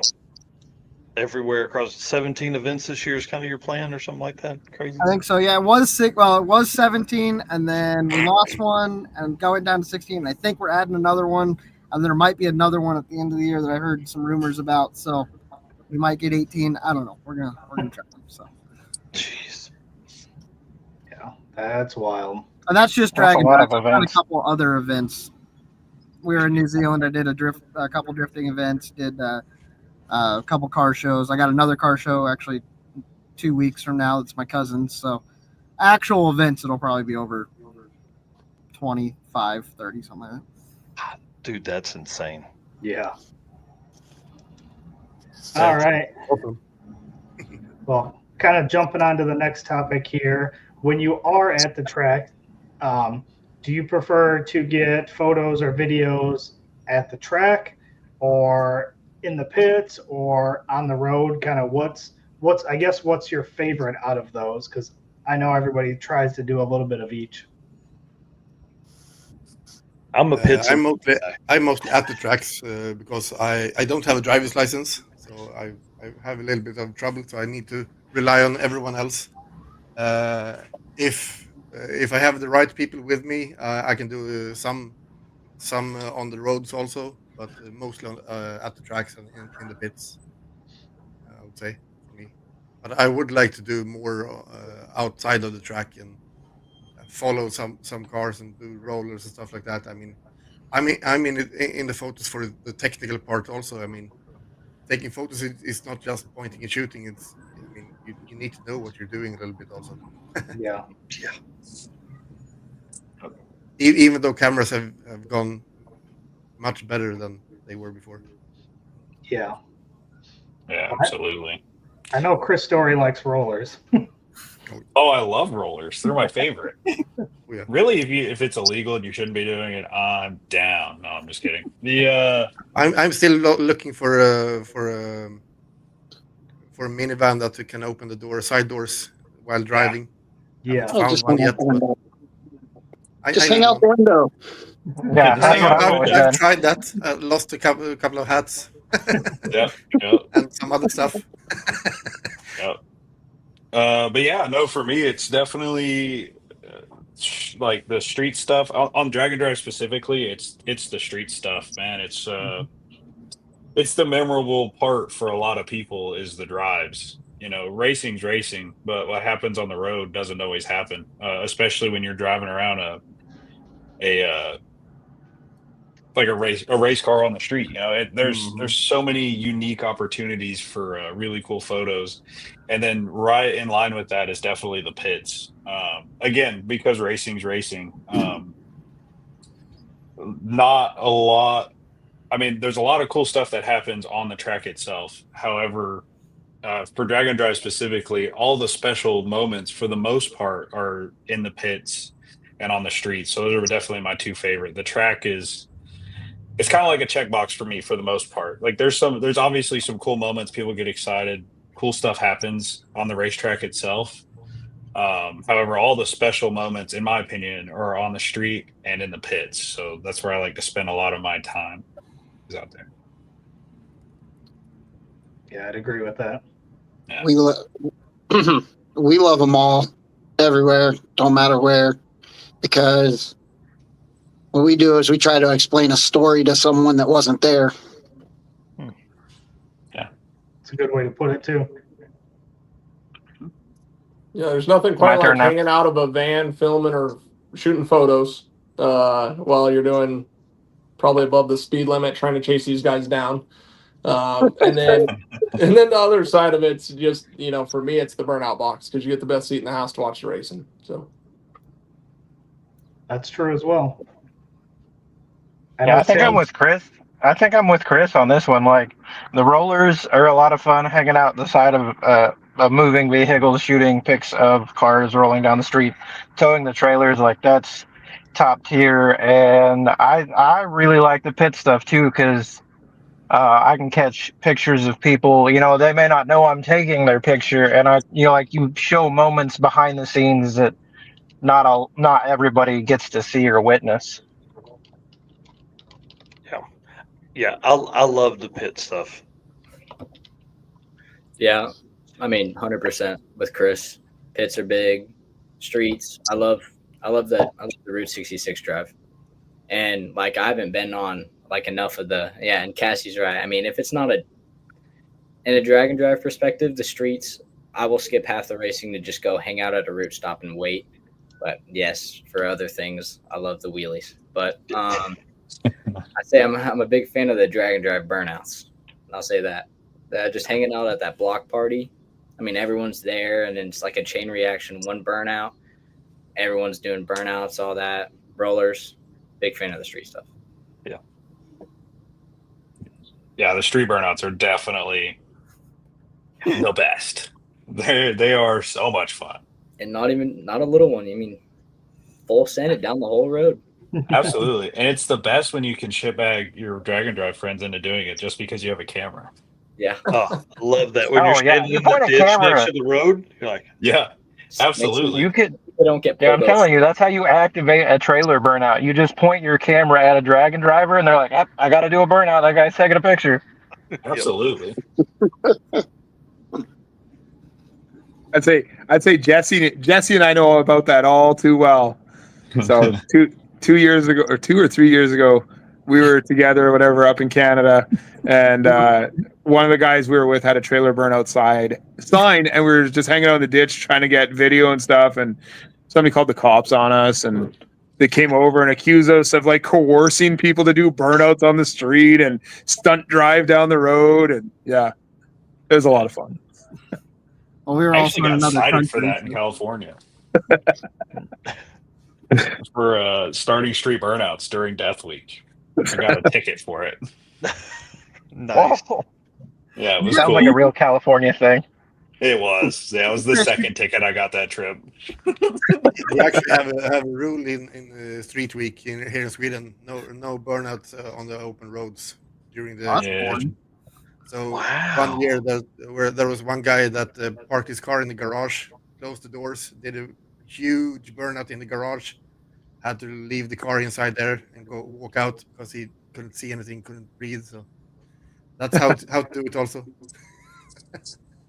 And that's crazy.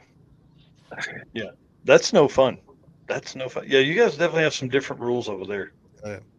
Yeah. I think that the police is looking a little bit to the other side a little bit, but Yeah, I'm not sure how long they can go on with this because of some of the cars coming out now. right? Yeah. All right. Oh, Go ahead. Go ahead. okay. I was just going to answer the question that. Yeah, hit it. Yeah. So I kind of agree that I love being on the road. One of the things I said earlier was that I get very bored very quickly if I'm just shooting the same thing. So like, I'm not very good at just sitting out on the line or doing stuff like that. So having drag and drive and having all these different facets all day long going on, it keeps me very like I can squirrel out really good and I can keep being productive. So like that's really fun. But yeah, being out on the street is my favorite. I found a new way to do rollers by myself, so that's pretty gangster. And and then That sounds safe. I love being able to find good scenes. I love trying to incorporate landscape photography into um, our shooting of the events. So anytime that we're out somewhere that we have good scenery and I can either do a pan or do some just really cool shot with like the scenery behind and seeing the race cars come through it, those are my favorite. I mean, when I can incorporate that, and then added bonus if they do a burnout in that scene, money. Yeah, the shots you got at Big Sky, bro, man, wow, dude. Big Sky was wild. It's you literally don't even have to try up there. You just kind of pull your camera out and just start taking pictures, and it's just like, oh, this is cool. But then you start thinking about shots. You start thinking about the sky and like how the clouds are forming over the mountains and like where the sun. It just like you can start formulating good shots, and then the people up there are great too because you'll start talking to one of the racers and you're like, hey, I need you to park your car right here in the middle of the road, and they're like, okay, and you just get awesome pictures. So it's a lot of fun. For sure. Yeah, real quick, Rich Guido here says, thanks for all you guys do, making us all famous. Appreciate you, dudes. Dude. Big Rich. The man. I appreciate that guy. Thanks, Canadian Chuck Norris. Without the races, we wouldn't be anything. So absolutely. Yeah, I was gonna say without cool cars to take pictures of, we would just be people with cameras. So that'd be weird. I was geeked the first time I met that guy. He had such a lore around him from all the videos. I was like, damn, that's Canadian Chuck Norris. I'm going to go say hi to him. And he's just the nicest guy ever. Yep. Mm-hmm. Absolutely. Yeah, I would not have expected that. You know what I mean? Like, and he just welcomes you in, big hugs. He's like, come on, and doesn't know a stranger. Dude, his car's immaculate too. Like that thing is so clean. Looks like a normal street runner, and it's fast as shit. And then you run up with them on the interstate and they're running like, slightly above the speed limit while you're trying to take rollers of them. And you're like, this is sketchy. Slightly above the speed limit is not how I would. Yeah. Not how I would describe how fast they go. Yeah, it's fine. I'm just glad Vinny can keep up now, so that's good. Right? Yeah. Before, I don't know if it would have been safe for you to do that. Now with the V8, you're set, dude. Yeah, we're good. All right, we're going to hit one more question, and then we're going to do our next ad read. But what is the furthest that you have driven to get to an event? Does it have to be drive or fly? Oh, man. I'd say probably drive. Yeah. Oh, man. I think Chris has got us all beat because he went to Alaska.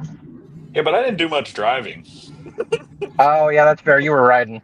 Yeah, Phil did 99% of the driving. I have a good one in mind, though, I think. He was dodging the antelopes and all the animals and wildfires. Dude, the animals were crazy. Hey, do we count like a single trip? I would say. Like, how do we count this? Is it like from home? Is it one? Is it Jesse's one like still on the farthest trip. distance one way? Farthest distance one way? Is it from home to home? Then Jesse wins. Oh, for sure. Yeah. Does 8 months That's count? right, yeah. Yeah. I think the longest drive I did was probably Tucson, Arizona to Maryland for World Cup. And I had exactly 4 to 8 hours to get there. And that that was a trip.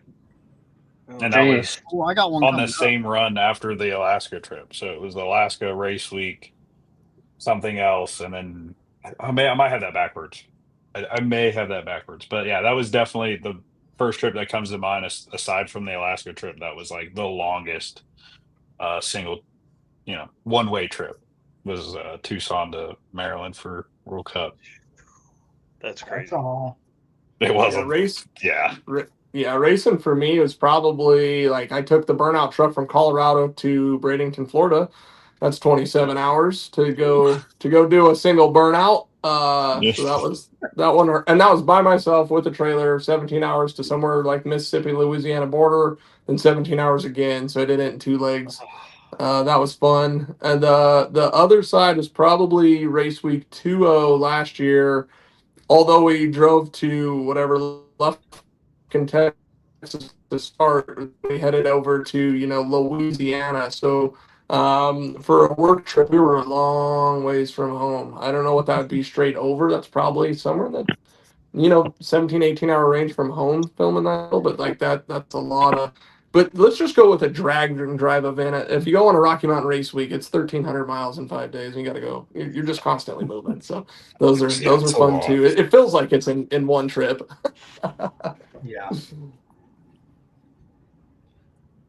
Whose turn? Yeah, Rocky Mountain definitely has that feel. It's like one long day. Yeah. After day 2 of Rocky Mountain, you have no idea where you're at, what day it is. You just know you're there. Like, Yep. You just get your paper and hope Yeah. you don't take a wrong turn somewhere. yeah, surrounded by your friends. Absolutely. Yep. Yeah, my first Rocky Mountain was like 1.0 last year, and yeah, I was like, man, it was like after like day 3, I'm used to normal just weekend races, and I was like, wait, we still got like just 3 more days of this.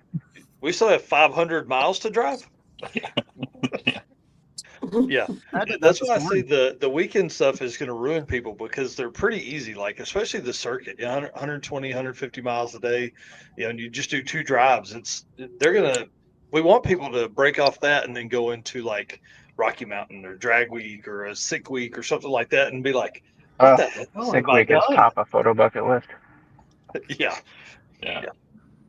I'll be needing a co-pilot for that too, unless Eric can get that time off early in the year. He's burned a lot of vacation time this year already. Mm. Yeah. I mean, mine resets at the beginning of the year, so possibly. We'll talk about that for sure. Gary's probably got some long trips. Yeah, Gary's got some. Yeah, every trip's a long trip, guys. That's the way it goes. World I'd say Tour like Mod? one way, like just one single way would be probably from my place to Bradenton, Florida. I'm up above North Dakota. For you guys, I'm in Winnipeg, Manitoba, Canada. But like I remember last, I think it was like November, December time. I left my house. I went to Vegas for Streetcar Super Nationals. Then the next weekend, I went to Texas for Truck Fest 2. And then I went to Snowbird Outlaw Nationals, and then I looped back and got PRI on the way home or whatever. But like that trip was what we call in kilometers was 10,000 kilometers, so it was about 6,000 miles in like one swoop kind of thing. What do you drive? Literally so much epic stuff you did on that trip, right? Dude. Like, holy cow. Yeah. Like, could you line up more better events to like checked. go to in a row? Like, that's so sick. I think I talked with Jesse about this, but in the last year, I've put like 55,000 miles on my car. So like 80,000 kilometers roughly. 80 or 90,000 kilometers. Yeah. I have a little Jetta. That's what I drive. A 2020 Jetta. I bought it to be fuel efficient on the highway. Is it diesel? No, it's a little 1.4 liter turbo gas, but it still gets like 50 miles per gallon. Yeah. So, yeah, nice. Shoot. Man, yeah. I think longest one-way trip for me was Joplin to Valdosta, Georgia for, what was that, Lights Out 5. And that was like 15 or 16 hours. One way. Yeah, that's a trip, dude. I feel like every drive of mine's 15 or 16 hours at least. He's like, that'll get me to the States. Yeah, literally. Yeah, right.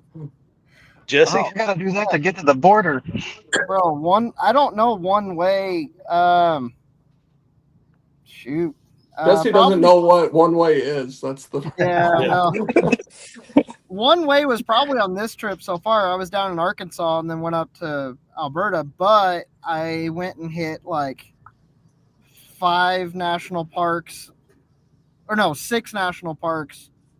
along the way, so it kind of took me out of the way. It was 2,800 miles. But if we want to Jeez. count the entire trip, I'm at over 10,000 on this trip that I'm on currently. So like, Nice. and I still got another couple thousand. So Right. And you'll be stopping by the house for 2 days. So that that's that after another resets. that's after another 2,000 miles. Yeah. That just Like resets. I gotta drive another 500 tonight. So Phew, man, that's great. All right. Well, that's a good segue into us moving on to the next segment. Eric? All right. Well, we're going to move into the Performabuilt segment, and then we're going to kind of talk more about what kind of gear everybody has, some editing, some tips, and stuff like that. But Performabuilt is our official transmission builder of Drag Drive Repeat. At Performabuilt Transmissions, the goal is to engineer and build the toughest transmissions on the planet. Performabuilt doesn't just rebuild transmissions, they systematically re-engineer each model to eliminate OEM flaws and to achieve the highest levels of performance. That is why they say their transmissions are not just built, they are Performabuilt. All right, and for the folks that are just coming in here, we're calling this show Media Mania. So we have tons of drag and drive professional photographers, videographers, YouTube channels, people that do this for a living every day on the show with us tonight. So let's jump in here. I want to know, what is your next event to attend?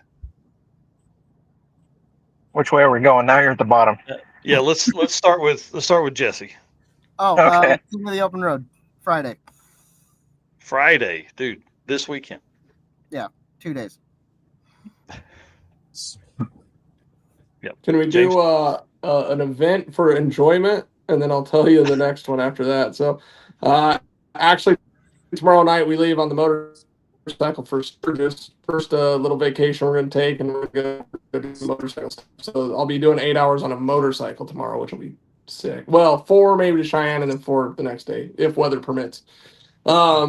The next Dragon Driver automotive main event that I know of is Rocky Mountain Race Weekend, which I will not have a camera filming everybody. I will be filming myself racing the event with my Camaro. So I am so stoked to put the camera down, make some videos for myself, and go race. So we did some testing last weekend. We went 5.0s in the 8th back to back, so that should be a solid 770 pass. So Outlaw Street, we're gonna go play. We're gonna go see what we can do here. So Outlaw Street, you're on notice. yeah, hopefully Yeah, just call 'em out. we're trying to go 750s each day. So but I need to get back. Honestly though, the car has like 40 drivable miles on it. I haven't had time to go like really dial in the street stuff, and I know it doesn't cool as well as I wish it would. So we might have to get creative on that drive on my own. So it's not like I've had 2 years to dial the car in for this thing, and I'm gonna work on it the last 2 weeks. But hey, it wouldn't be right if we weren't doing it that way. So Yeah, the thrash is part of it. Dude, James. I was gonna say it's required for drag and drives, right? Like you wait till the last 2 weeks and then you rush and rush. yeah, I've known about that event for a year. Why would have I been ready? I've been seeing a lot of bikes up here in Montana and Wyoming, so there's been a lot of cool rides up there. So you should have a good time at Sturgis, man. I'm so excited. It was 10 years. We went to the 75th. This is the 85th. So I'm just ready to go. Actually, when the phone doesn't ring and you're on a bike, or you can check out for a minute, that's today when we're all connected and the phone's dinging 4,000 times a day. Sometimes you just gotta put stuff down and go get out and try to check out for a little bit. Yeah. Daniel? Yeah, next event for me is on Saturday. We have a big cruising here in Stockholm, going on half a day, pretty much, until the police close to the main road. Just going about, taking pictures, talking to people, having fun. That's next thing I'm planning, and then I know there are some street racing going on soon that I probably will attend to. Yeah, what's the dates and addresses for those? Oh yeah, I can give you the address for the police house. Are you flying over for that one, Nards? Because if you are, can I be your stowaway, your carry-on? Your carry-on? I would love to do Street Week Sweden. But I would say next Dragon Drive is probably Sick Week. Awesome. I was thinking about doing Six Smokies, but I don't have have an income right now or enough income so I can take off that much this year more. Yeah. So I mean, we'll see. 6 week Yeah. is what I'm aiming for right now. That's awesome. Johnny? Next event, non Dragon Drive related this weekend is Hot Summer Nights at Mocan. So a lot of small tire stuff. Heads up, I believe. And then non Dragon Drive related is, or sorry, that's local. So I think my next one that I might travel for is I might ride with a buddy over somewhere in Oklahoma for H Town Throwdown. So, like a legal street race. Yeah. It's usually pretty big. And then I think Dragon Drive might just have to be the circuit. I mean, that's kind of part of still being in high school is I can't take off once school starts. And then I mean, listen, so, in high school I barely passed, so don't go down my route. But yeah, you stay in school, do well, bud. Yeah, I mean, I'll try and see what I can throw on the schedule, but probably the circuit will be the next one. Sweet. Well, we should have dates on it here real soon. I'm trying to lock in the tracks right now with a date that'll work for both. So, Gary, what about you, dude? I might go hang out at my local track this weekend just for something to do. But after that, it would be August 13th, I think. We've got some stuff going on in Western Canada. So there's an event called Hot August Night that goes on at Rad Torque Raceway, which is like a Wednesday night of all things. It's like a jet car exhibition with like Pro Mod X275 cars. And that weekend, I'm going to do Smoked Out at that same track, and then headed off to BC the weekend after for another big jet car X275 Pro Mod race called Smoke Fire Thunder in Mission, BC. And then as for a next Dragon Drive event, it's probably going to be Sick Week for me. Sweet. We're going to tie up Sick Week and World Series same time again? Yeah, like there's no questions asked. Winter Series is on the list. So yeah, I'm already talking to Keith, dude. There you go. Like, I need to be all three, bud. Me too. Yeah. Hey, get me in on that, by the way. Yeah, hey, I'm in. Yeah. Yeah. Hopefully sorry, not the circuit. King of the Open Road. I'm hoping I can be there. We have some stuff going on, and may not be able to make it, but I'm pushing really hard to be there for that. And then also I'm going to try and be at Six Smokies this year. Awesome. I bought my plane tickets today for Six Smokies. Ooh, boy. We'll probably be driving. And I'm bringing Melissa with me. Really? Oh. Yeah. So we're awesome. flying a couple days ahead of time and hang out in Nashville with Chris Wozniak and all the other folks that live there in Nashville, and then go down for a day or two and then come back. Yeah, that's gonna be rad. Yeah, I hope to see you there, my friend. Yeah, bring it on. I'm ready. That'd be cool. It's gonna be fun. I wish I had enough vacation time to do Hot Rod Drag Week and Six Smokies, but I do not. I'm burning up all of my vacation time for Hot Rod Drag Week.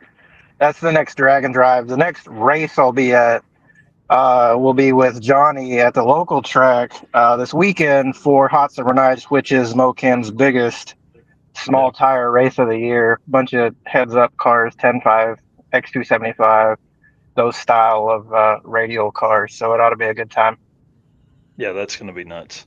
Well, I'll answer this one too. The next one for Eric and I is Hot Rods by Havlic's Fastest Street Car Shootout. Dude, we've got like a 10 by 20 booth we're going to set up. We've got banners. We've got all kinds of cool stuff. We're going to be there getting a ton of content. I'm excited about that. That'd be sweet. Yeah, big booth guy these years, huh? Hey, listen, I figure it gives us an area we can plug in some stuff and edit throughout the day. So absolutely, it's good to have a home base for sure. That's not just the media room. Yeah, because I don't think they maybe at Cordova they have a media room. I don't know. Yeah, I was gonna say media rooms are.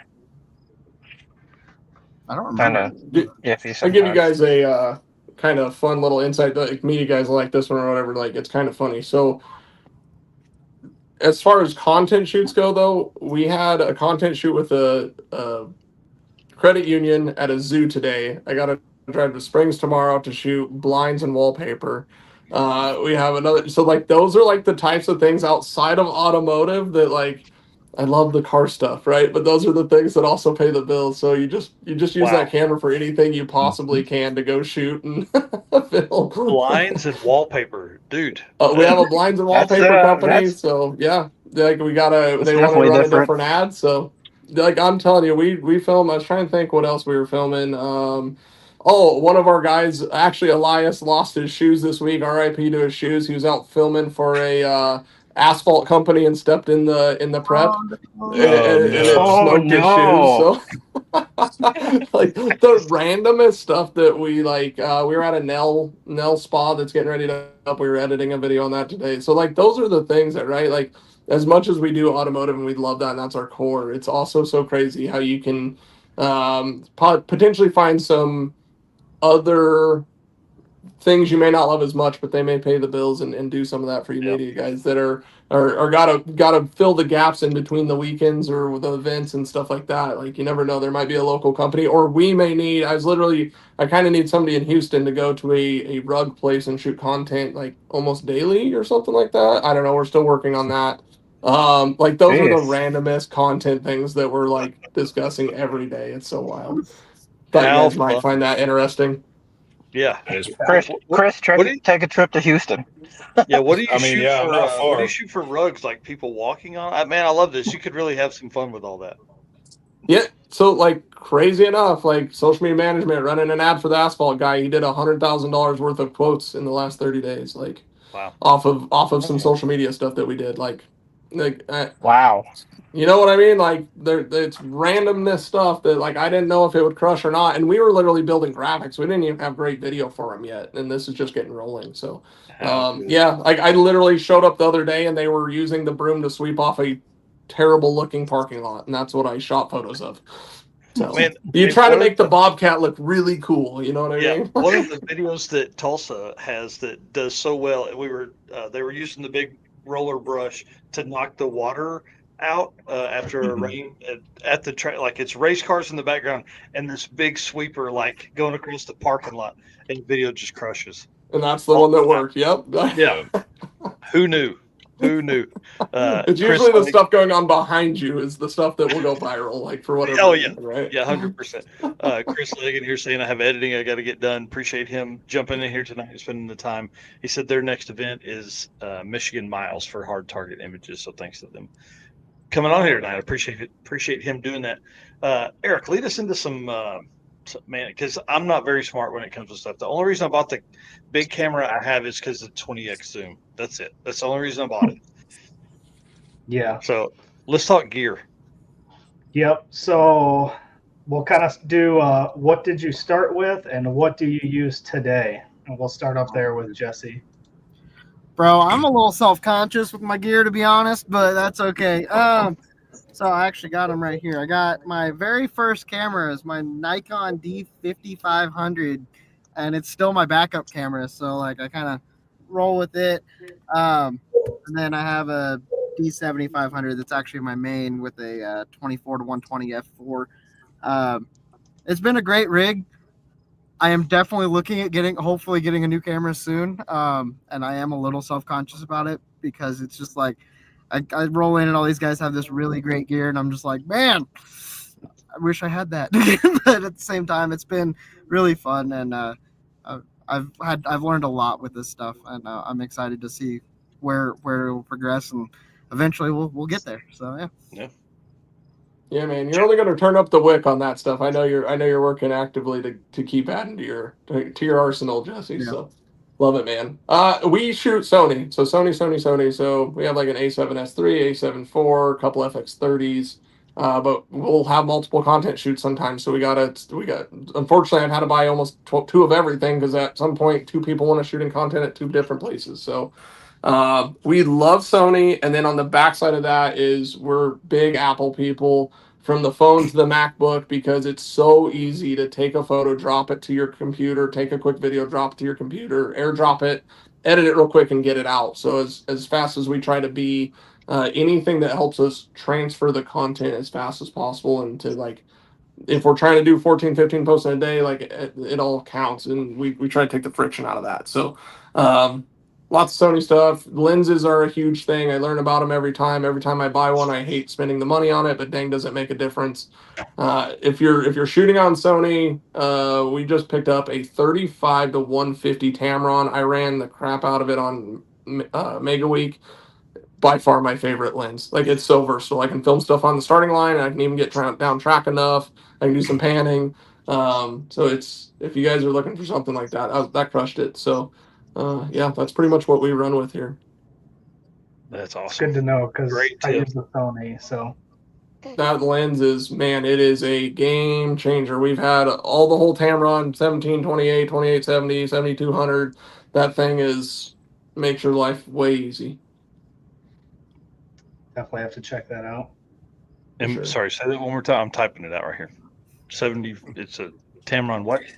35 to 150. Is that what you said? 35 to 150, f2 to 2.8.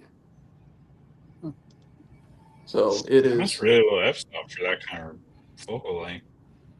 It's gangster. It's good. It's $1,800 though. It's not a fun purchase, but it also saves you from buying like 3 lenses. So it's actually probably a better bang for the buck if you haven't already bought the other ones.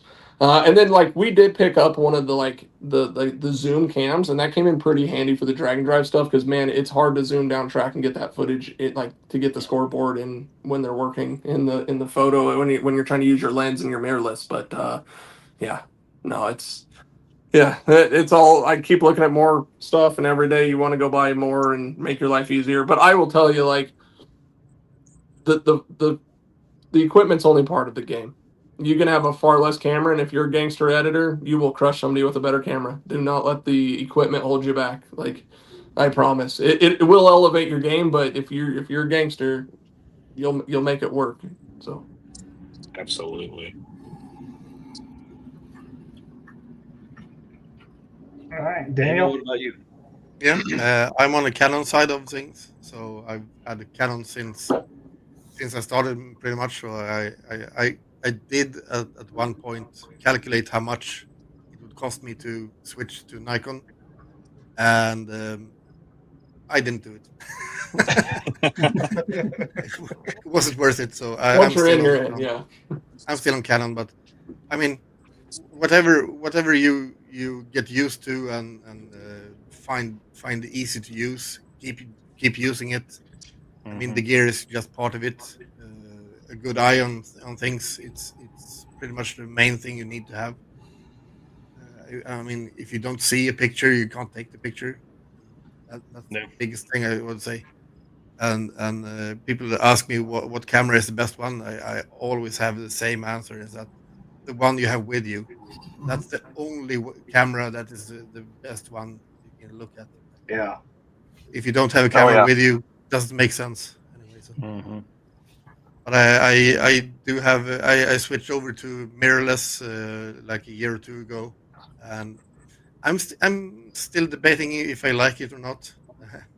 As I only take photos, but I'm still using the old lenses, so I have something in between there. The adapter. But, I mean, yeah, I have all the way from 50 mil to 300, I think, and times 2 on that. So I can do zooms. And, Yeah, and holding the get out there. 120 Touch to somebody. 300 f2.8 is handheld and full zoom. That's a good workout during the day. Good for the curls. Oh yeah, I actually went right after I bought the mirrorless camera for 6,500 euros. I broke my arm in 3 places right after, like a month after. I wasn't even sure I could do photography anymore. So first thing I did when I took off the plaster was take up the camera and see if I still hold it. That works. So I went to sick week, and that was a good training exercise, holding the camera for 5 days in a row. I bet. Yeah. My arm got good from that exercise on sick week. Johnny, what about you, buddy? Honestly, I can't remember my first I know it was Canon. I can't remember the model, but I mean, it was like a $400-$500 just kit camera and lens from Walmart. And then up to the circuit, I was shooting with that. And then I was fortunate enough to get a 6D Mark II from Chris Story. And that really boosted my photos. And I got, I think, more into it than I was. And then up to, I think, a year and a half ago, I went straight into mirrorless and just bought a Canon R6. And then, as well as that, I bought a 70-200 and a 24-70 to replace the kit lenses that I was using. Nice. I would say those two lenses are the ones you should go for the first thing you do, because those are the go-to lenses for everything. You can do pretty much all the photography with those two. What about you, Gary? So when I started the YouTube journey, I set out with a goal to get monetized with no equipment whatsoever, just a cell phone. So I want to say it took me 5 months that I got monetized with a cell phone. And I told my wife, I said, like, the second I get monetized, I'm buying gear, just because I wanted to be like a cinematic shooter and stuff like that. So yeah, literally, as I was waiting for the monetization paperwork to come in, I had bought a Sony A7 IV, an RS3 Pro gimbal, DJI mics, and all that stuff. So I still have all of that in as almost as a backup set now. So I find nowadays I always want to travel with 2 cameras just in case something ever happens to the camera I'm shooting with. I have a backup, right? Because you don't want to get caught without a camera. So I ended up buying this year a new Sony A7R5, which is one of the latest and greatest ones out or whatever. It's got AI auto tracking and stuff like that in it, which is pretty cool. And so yeah, so DJI mic 2s. I carry 2 sets of mics with me everywhere I go, just in case I once again have an issue with one of them. I got backup mics with me. I carry backups of everything, to be honest, but all Sony stuff. Sigma 24-70 2.8 lens. I have a Samyang 85 millimeter prime 1.4. Just all kinds of different stuff, really. Chris knows about bringing backup stuff. Well, like when you go to jump a wall. Listen, I ate shit 2 times ever. Both times were on camera. It's cool. Oh man, no, big Canon guy. Also, really fast, Gary. I want to say, I love your videos, dude. And I love the cinematic twist you do to them. So you killed it. Look, you did exactly what you wanted to do. The intros Gary does, over the top. Man. The whole video's great, but dude, I guarantee you spend 6 or 8 hours on the intro itself, on a 3-minute intro, and then another 20 hours on the video. Well, Man, yeah. Sorry, go ahead. I was gonna say probably another 30 or 40 hours on the video, but yeah, you're up there. Yeah. Well, I love that he makes a racer the commentator throughout the video. It's so man, it's a lot of fun to watch. Yeah. Back to answer the question, big huge Canon guy, big huge Canon nerd. I've shot Canon forever. I love the colors. I would trade Sony sharpness for Canon colors any day of the week, and we could fight about it after the show. But yeah, no, I have an old trusty dusty 5D Mark IV, which is my absolute favorite camera ever. And I don't know why. It's a dinosaur. I think it's just because it has a huge sensor, and everything you take, if you blow it up into a giant poster or whatever, it's just tack sharp everywhere, and it's slow. But I just love that camera. And then the other camera I run is a Canon R6. I don't love that camera very much, I'm going to be honest, but it gets the job done. And the lenses, I rock a ton of different lenses, but my 2 go-tos are the Canon 24-70 and Canon 70-200. You just kind of have every bit of focal length that you need in those. But when I'm trying to get real stylish, I'll usually pop on any one of my array of prime lenses from 35 all the way to 105. Hey, Chris, I have a quick question for you. Didn't you once run an R3? Did you have an R3 for a while? Yeah, for a bit. I like that camera. It was just it was expensive, and I liked living in my house more. If that makes any sense, I had to sell it to pay for rent, but Nice. it happens. Yeah. It is what it is. I was just curious. I didn't know where those landed between like the R6 and R3, which one you preferred and that sort of thing. That was Oh, the R3 by far, and I actually had the chance to shoot on an R1 recently, and it was. I mean, that's the camera to buy if you have that kind of money to drop on a camera. It is ridiculous what that thing can do. And so same thing with the R3. The R3 was great. It did a bunch of really unnecessary things for me. Like the 30 frames per second is mostly unnecessary. I mean, it's cool if you're trying to capture like a baby wheelie or whatever, but um, I think that's why I like the 5D Mark IV a ton. Is it doesn't have all of the crazy features that the newer cameras does. It's just a super rock solid camera. You mean you put your settings in and you click the button and it takes a fantastic photo almost every time. They actually updated the firmware, so now you can do 195 pictures a second. Yeah, with that's R3. ridiculous. I don't want to look through that. Although That's only in 0.2 seconds, so yeah, that's wild. Even Time the it would take R6 to is edit like all that. I yeah, have tried that sometimes. Not raw. yeah. I don't even want to look through that many photos from like 1 second. Like the R6 does like 20, and I shot rollers on it one time, and I'm like, okay, that looks the same. That looks the same. These all look the damn same. I'm just gonna pick the first one that's in focus. Yeah. Yeah, and also like Daniel was saying, like camera gear is a very on the photo side at least. On the video side, you kind of need to drop some coin on some good stuff. But on the photo side, it's such a small piece of the puzzle. I mean, composure is a ton of it, and I mean the camera really isn't. I mean, it's a tool, but it's not. It doesn't define the art form, in my opinion. Mm. I had a friend that had a pocket camera, and he did amazing things with that small pocket camera. I Absolutely. mean, he blew my pictures out of the water every single time. Yep.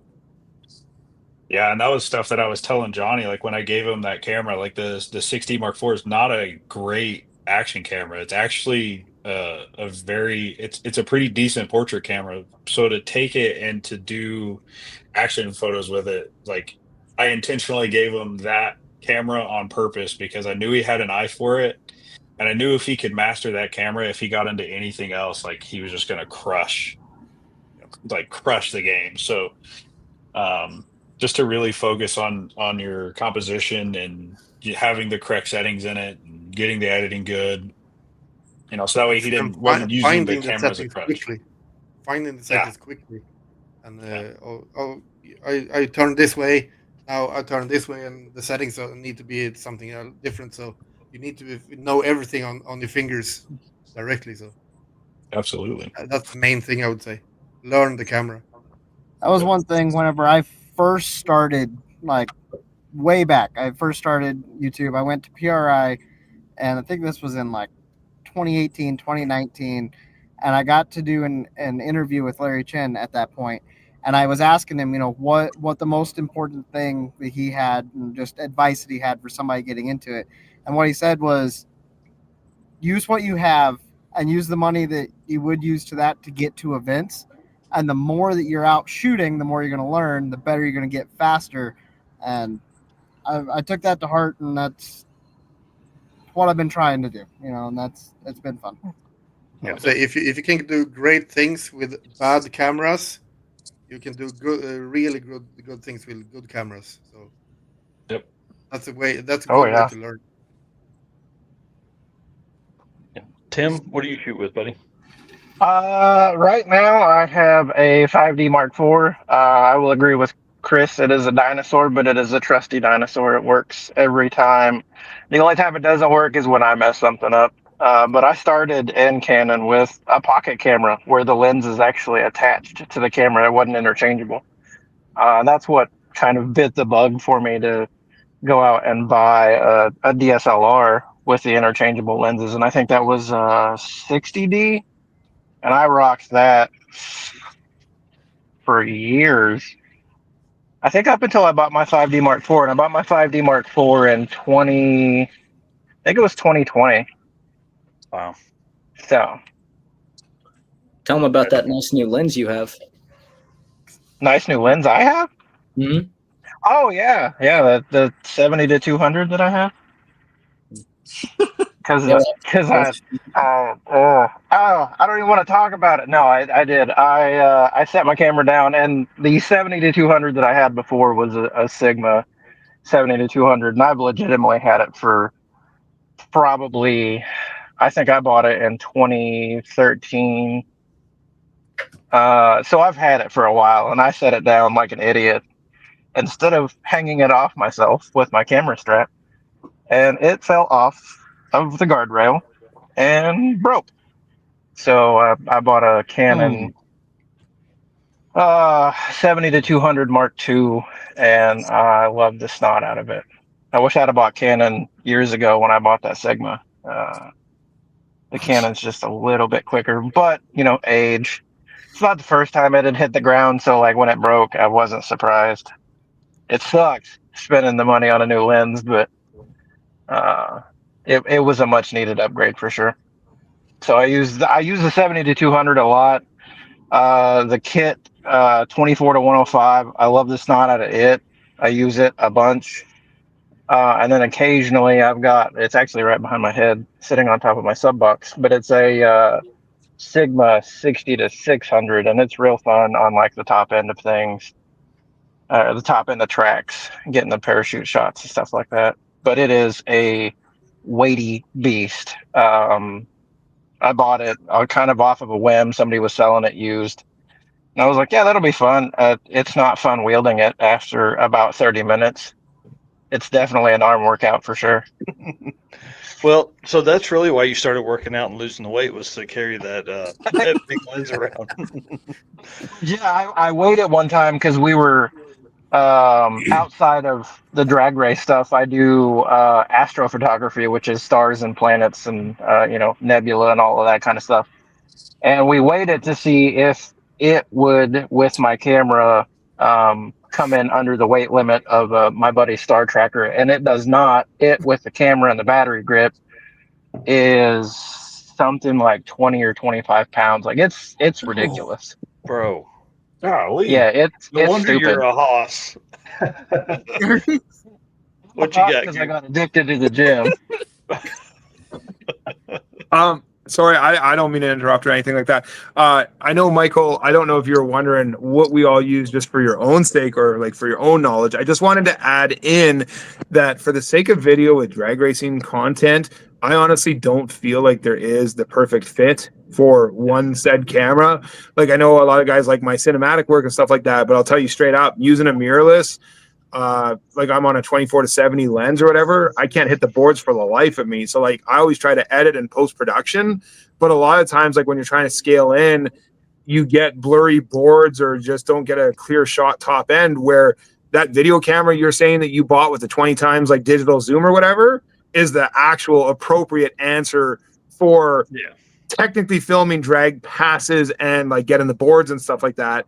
You just can't use that, in my opinion. You can't use it. It's harder to use that video camera to like try to get like, say, some of that cinematic, like close, slow pans of wheels and this and that and whatever else. 100%.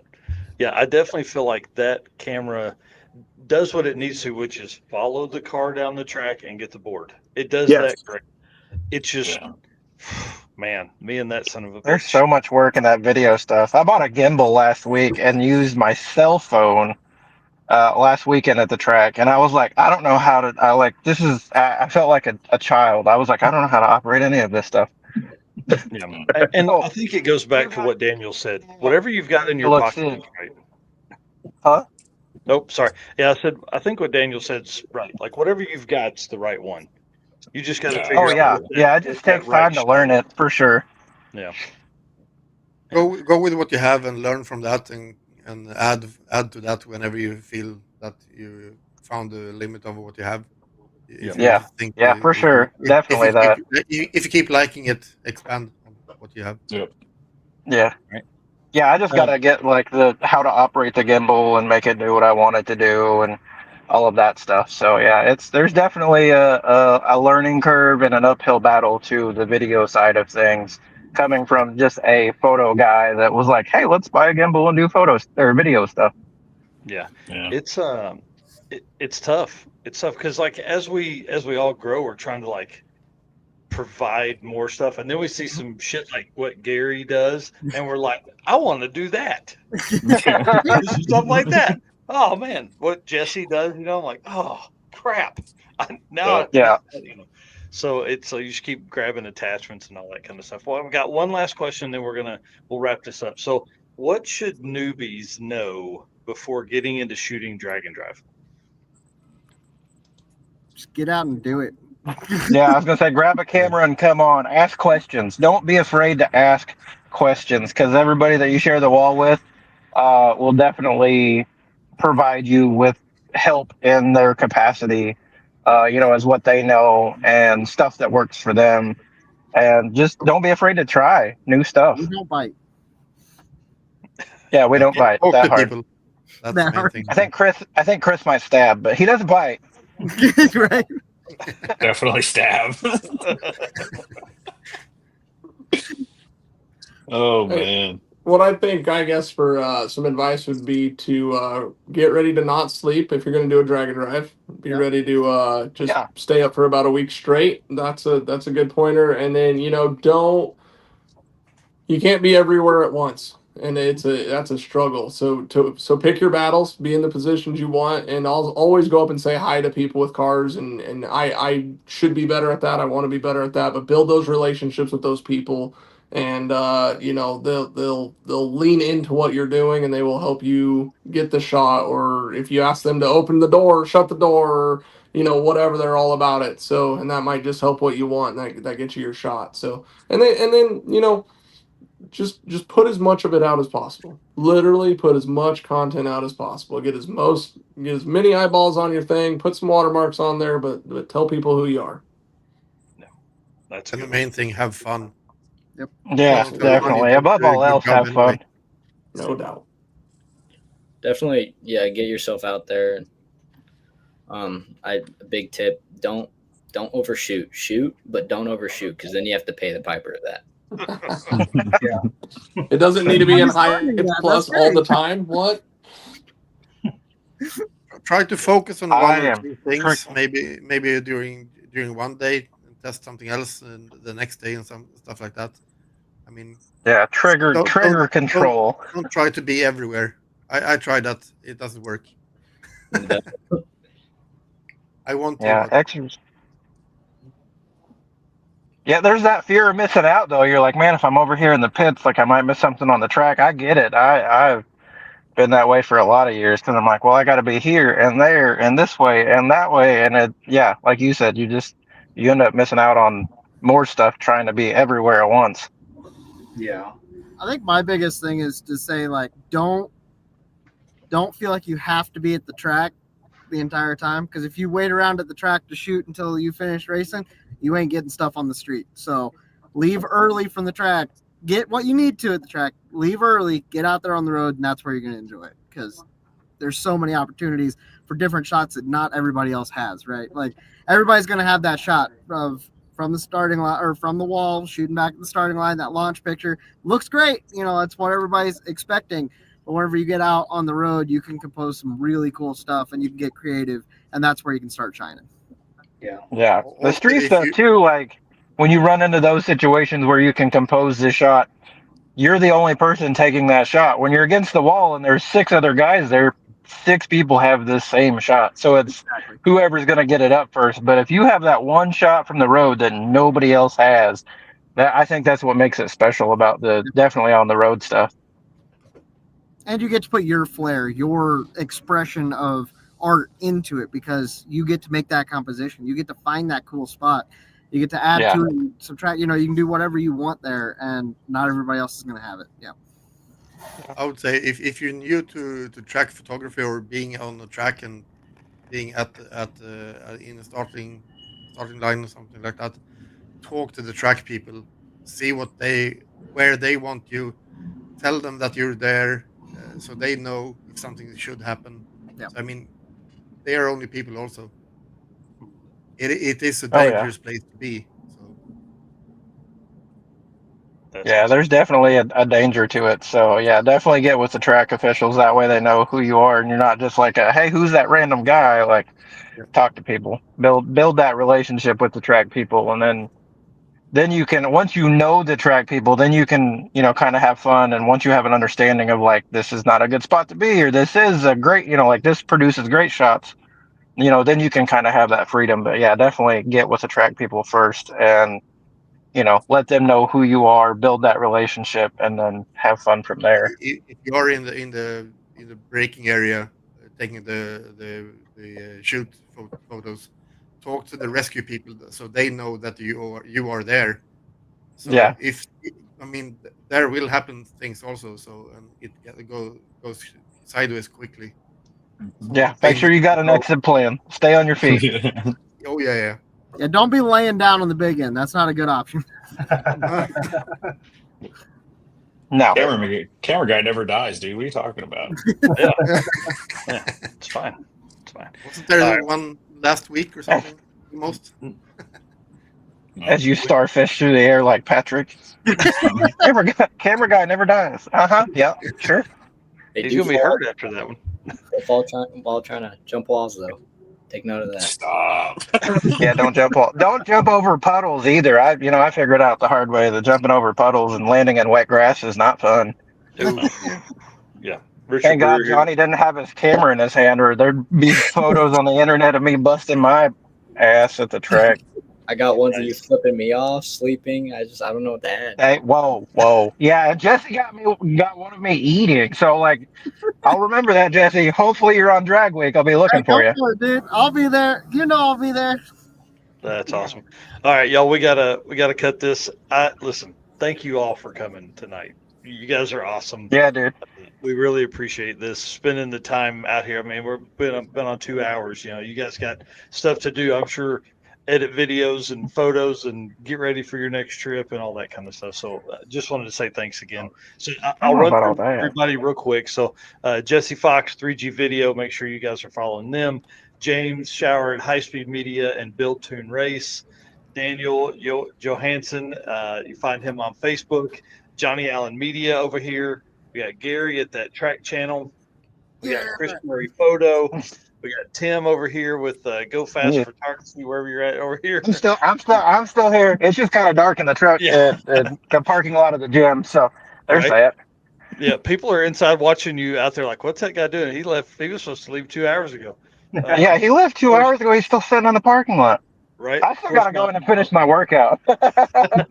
That's awesome. My right-hand man, Eric White, you guys can find him here at Drag Driver Pete on and Motorsports Paparazzi and 815 LSX Swaps. So I'm gonna kick everybody off except Eric, but you're gonna be backstage, so hang out for just a minute. But we got to shut this show down. We appreciate you guys. I got the LSX swap keychain deal. Still got it. Dude, this is a bunch putting all these people backstage. Need like an eject all button. Yeah, eject all seat, cuz. Y'all listen, thank you for hanging out tonight. I appreciate everybody doing this. It's been kind of cool to talk with these guys. I mean, these are like for real pros in the game. These guys been out here taking hundreds of thousands of shots and just continue to help learn, continue to help us push ourselves to the next level. And the great thing about doing this is we're helping document people's lives. I mean, it's really what the story is behind the scenes, is how we can provide that for people. We're telling stories that people generally wouldn't have that opportunity to be told. So, or we're catching a piece of content that they wouldn't have otherwise without us. So again, thank you to all those guys for being on. We'll put their stuff down in the show notes and links to their pages and all that kind of stuff. So again, thanks everybody for being our race car friends. We appreciate all the comments tonight. Everybody's been great. We appreciate the support so much. And a couple weeks ago we passed 100,000 total followers. It still just blows my mind. It's kind of surreal to think that there's that many people that pay attention to what we do here at Drag Driver Pete. So thank you all for being here. Thank you for being a part of what we do here at the program. And I promise we have something working that's huge. It's very, very big for the drag and drive community. So I'm really excited about what we've got going on behind the scenes. And it's taken months and been hard at it for a while. So this is going to be kind of fun. Thank you so much to our sponsors that make all of this possible. Without them, we can't do the travel. We can't go to stuff like Six Smokies and Hot Rods by Havlik and Six Summer and Mega Week and do host the circuit and do all that kind of stuff that we do to kind of help push the drag and drive community forward. That's one of our biggest things here. So we want to just continue to show show kindness to all of the racers that are out there. Every racer that takes up a drag and drive banner, we want to help them push that, and these sponsors can help us do that. So Summit Racing, Deechworks, Molly Motorsports, Driven Racing Oil, Howard's Cams, J-Wire Solutions, Performer Built Transmissions, Car Chains 3D, Power Tube TV, WAF Racing, Sweet Patina, and Racing Junk Classifieds. Guys, if you're trying to do some shopping, hit them up. And then on the next episode, dude, I'm so pumped. I'm driving up to Havlik's next Wednesday, and so I'm going to be on site in Cordova to do the show next week. Eric will be at home getting his last bit of stuff packed so we can spend a crazy weekend together. I'm kind of excited about being on site. I talked to Jess Havlik today, making sure that they're going to be there that afternoon. He's like, "Oh, dude, we're getting here Tuesday to start setting everything up." So it's going to be nuts. We're going to have those guys in, and you better believe I'm going to be hitting up some of the other drag and drive racers that are in the parking lot on Wednesday to see if we can get them onto the show and just kind of have another, round table discussion of what this is. Because I think it would be fun to have some folks from the early episodes or the early years of those, fastest street car reunion stuff or fastest street car shootout stuff come on and talk about those, and then how it grew into obviously what it is today. And then the episode after that, episode 117, is Bill Alexander of Driven Racing Oil. He's going to be on talking about all the stuff that they do with racing oil and everything that they got going on over at Driven and how they got involved in all of this drag and drive lifestyle. So we'll be we got 2 weeks packed of stuff to come up with. Yep. And thanks to everybody that placed orders already. We got a bunch of orders tonight for the parking lot beer shirt. Remember, 1 week ends next Thursday. So if you want to get on that pre-order, head over to the website. And thank you to everybody that had already done it. And we will see you guys Saturday morning. Yep. Later.